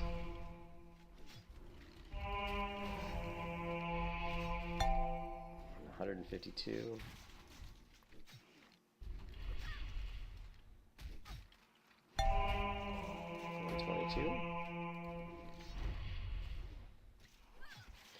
So yeah, quite a few. About 5 of them that time. There's 6 of them for 897. And if we select this, you can see that we did have a max heal of 180 with Dark Moon card heroism, which is interesting because, like I said, I don't think it said it could heal that high. Oh no, it could. Okay, so it's 120 to 180. Okay, okay. And 180 is a lot because when you think about the fact that my weapon has lifesteal, that's only 30 healing. I'd have to hit the mob like 6 times to get 30 heals to get to equivalent to get the equivalent of 1 Dark Moon card. So I'm actually really happy I got this trinket. So that's pretty cool. Yeah, it's pretty cool. I'm too tired. Otherwise, I would love to go into BRD and just go down and kill one of the elites down there and just see how well my character does against like one of the elites without a healer. I'm too tired to do it now, but I'll do that tomorrow. We'll go down to BRD and try to get a group, but also I'll try to kill some elites just solo, just to see like how much damage do I take. Like, can I just stand there and basically self-heal myself through the damage? I don't think I will be able to. I'm sure I'll be taking some damage, and so, but we'll see. We'll see. The other thing we could do that we haven't done, again, we have the Flurry Axe. Finally, more Morrow Green, which is pretty much, I think, best in slot for Paladin. Even though it's hilarious that it's a level 42 weapon, I still consider it the best weapon you can get until you get maybe like Iron Foe. Outside of that, I just think it's really good. There's some, before like any raids, there's some stuff.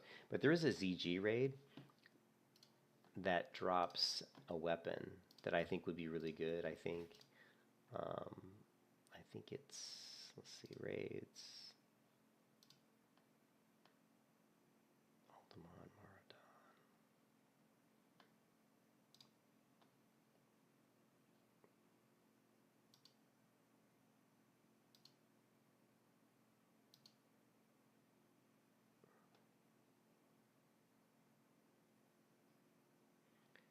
I don't know where to do. I think it's this one. Nope, not that one. Not that one.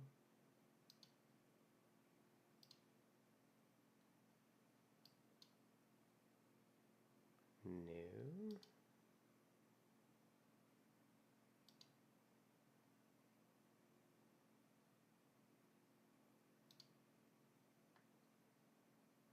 Man, Hikar drops a lot of stuff. Okay, it's this one. It's off the final boss, the Ancient Hikari Manslayer.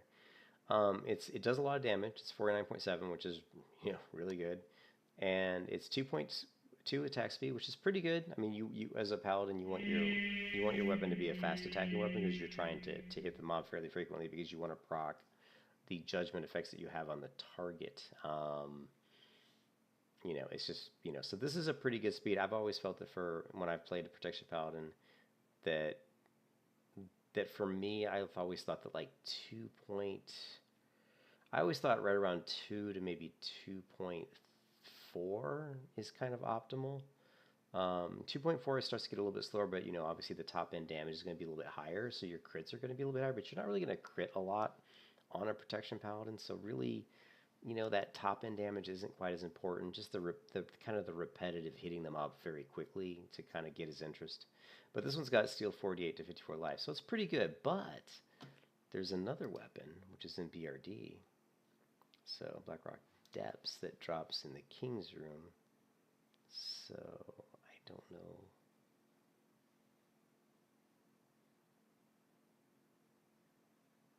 This one. And it is this weapon. Now, this one, notice it says, now it's only 37 DPS versus the other one, which I think was like 49. And it's 2.2, so it's a little bit slower. But chance on hit steals 45 life from the target. That's actually pretty good. If you notice, the other one was only like 45 to maybe a little bit more. So we go back to Zul'Gurub, final boss. It was 48 to 54, so it can steal more life, but only a little bit more life. So what I'm trying to say is if you have this axe, this one, either one of these axes, and you have it enchanted with lifesteal, it's a good weapon to have in your bag, and then that way when you get low on health, you can weapon swap to that one. So I would say that Flurry is a better weapon to use, you know, just for the extra procs, the extra attacks that it gets. But when you start to get low on health, it could be a good idea to swap to that other weapon.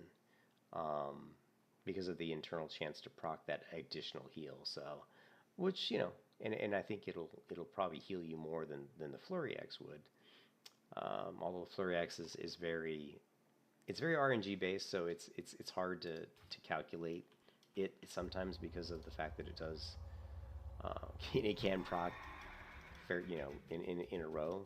You know, you can't get like a lot of procs pretty quickly. Sometimes it's really weird how it works.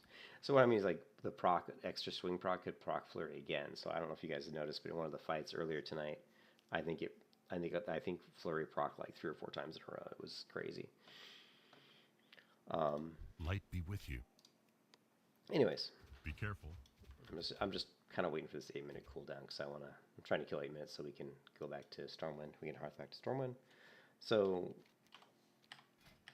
other loot we want to look at is for Protection Paladin is in LBRS, Lower Blackrock Spire. I think it's this guy here. He drops the plate of the Shaman King. Now compare this versus, you know, my current chest piece, which is this one. It doesn't have much, it just has 12 stamina, but has 1 struck and chance. Combat has 3% chance of stealing 120 life, which is really good, and it's actually really good.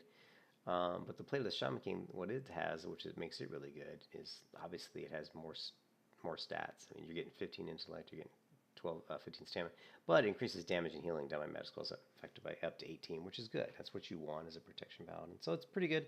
But losing the health steal is going to be, it's going to be interesting. And it's too bad you can't weapon swap, like gear swap, you know. But I think once you're in combat, you can't. I don't think you can switch out your gear. You can switch weapons, but I don't think you can switch your gear once you're in combat. So this on paper looks really good, but I'm still not sure if it's better than the Demon Forged. Blackrock Depths, and this is the other one, which is pretty good. I mean, I've got the Stockade Pauldrons, which is obviously going to probably be better. But the Earth-like Shoulders here, 13 strength, 8 stamina, 8 life, increases damage and healing done by magic spells. So again, this is another like spell power increase. So the Earth-like Shoulders are a pretty, you know, pretty decent item. If I didn't already have Stockade Pauldrons. So my Stockade Pauldrons have a lot more armor, and they have 20 stamina, whereas these only have 8 stamina. So I would say that the Stockade Pauldrons and Stockade Pauldrons also have 10 defense. But anyways, they're still good though. If you didn't have like the Stockade Pauldrons, they're still good.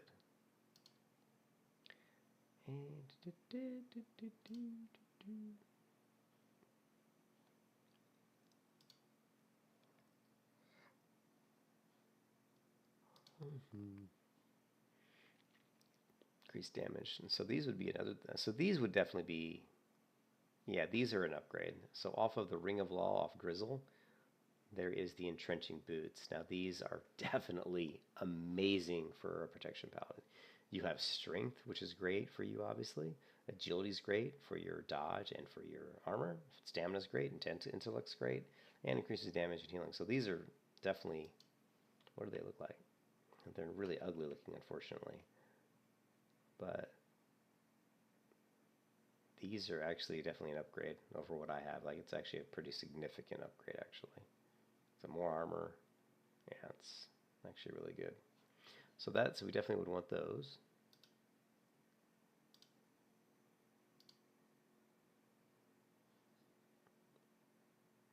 And the carapace is pretty good. Again, I think my chest piece is better. Stats on this are pretty good, but I would say this my chest piece is better.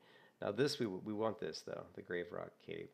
15 stamina, yeah, we would definitely want this as well. So there's two nice upgrades.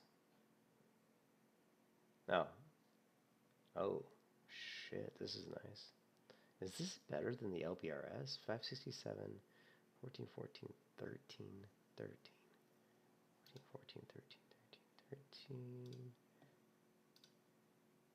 14, 14, 13. It's pretty comparable. They're pretty similar. Anyways, I digress, but I'm going to bed, guys. 4 minutes. I guess it doesn't matter. It's not like I need rest time. I'm already 60, so we can just log out. But there's a lot of upgrades to be had in BRD. I'm super excited about the Darkmoon card heroism, though. That actually has turned out to be better than I thought it was going to be. I remember getting that card before on a classic server and trying to use it, and it just wasn't proccing very often. But this, I mean, we saw it here in one fight. What gets 3 mobs is procced like 4 times. So, I mean, that's pretty amazing. That when you've only got about 4,000 health and one item's healing you for like 400 or 500 in one encounter, that just means that your 4,000 health just became like 4,500 health. That's the way I look at like self heals. I look at it as just it's kind of like giving you this extra health pool. I mean, it's crazy. Like I can go into a fight and heal for like 3,000. When I went into the fight, I only had 4,000 health, but really, it was like going into the fight with 7,000 health because of how much self-healing. So it'll be really interesting to see. I want to get Pig in there to heal my guy, to heal my character, and see what he thinks, because he's really familiar with healing all the right people in the guild. So he might have a good feel on, is my character much easier to heal than some of the other people, like some of the warriors and stuff, and some of the druids. It's going to be really interesting to see. So I'm actually looking forward to that. I'll catch you guys later, man.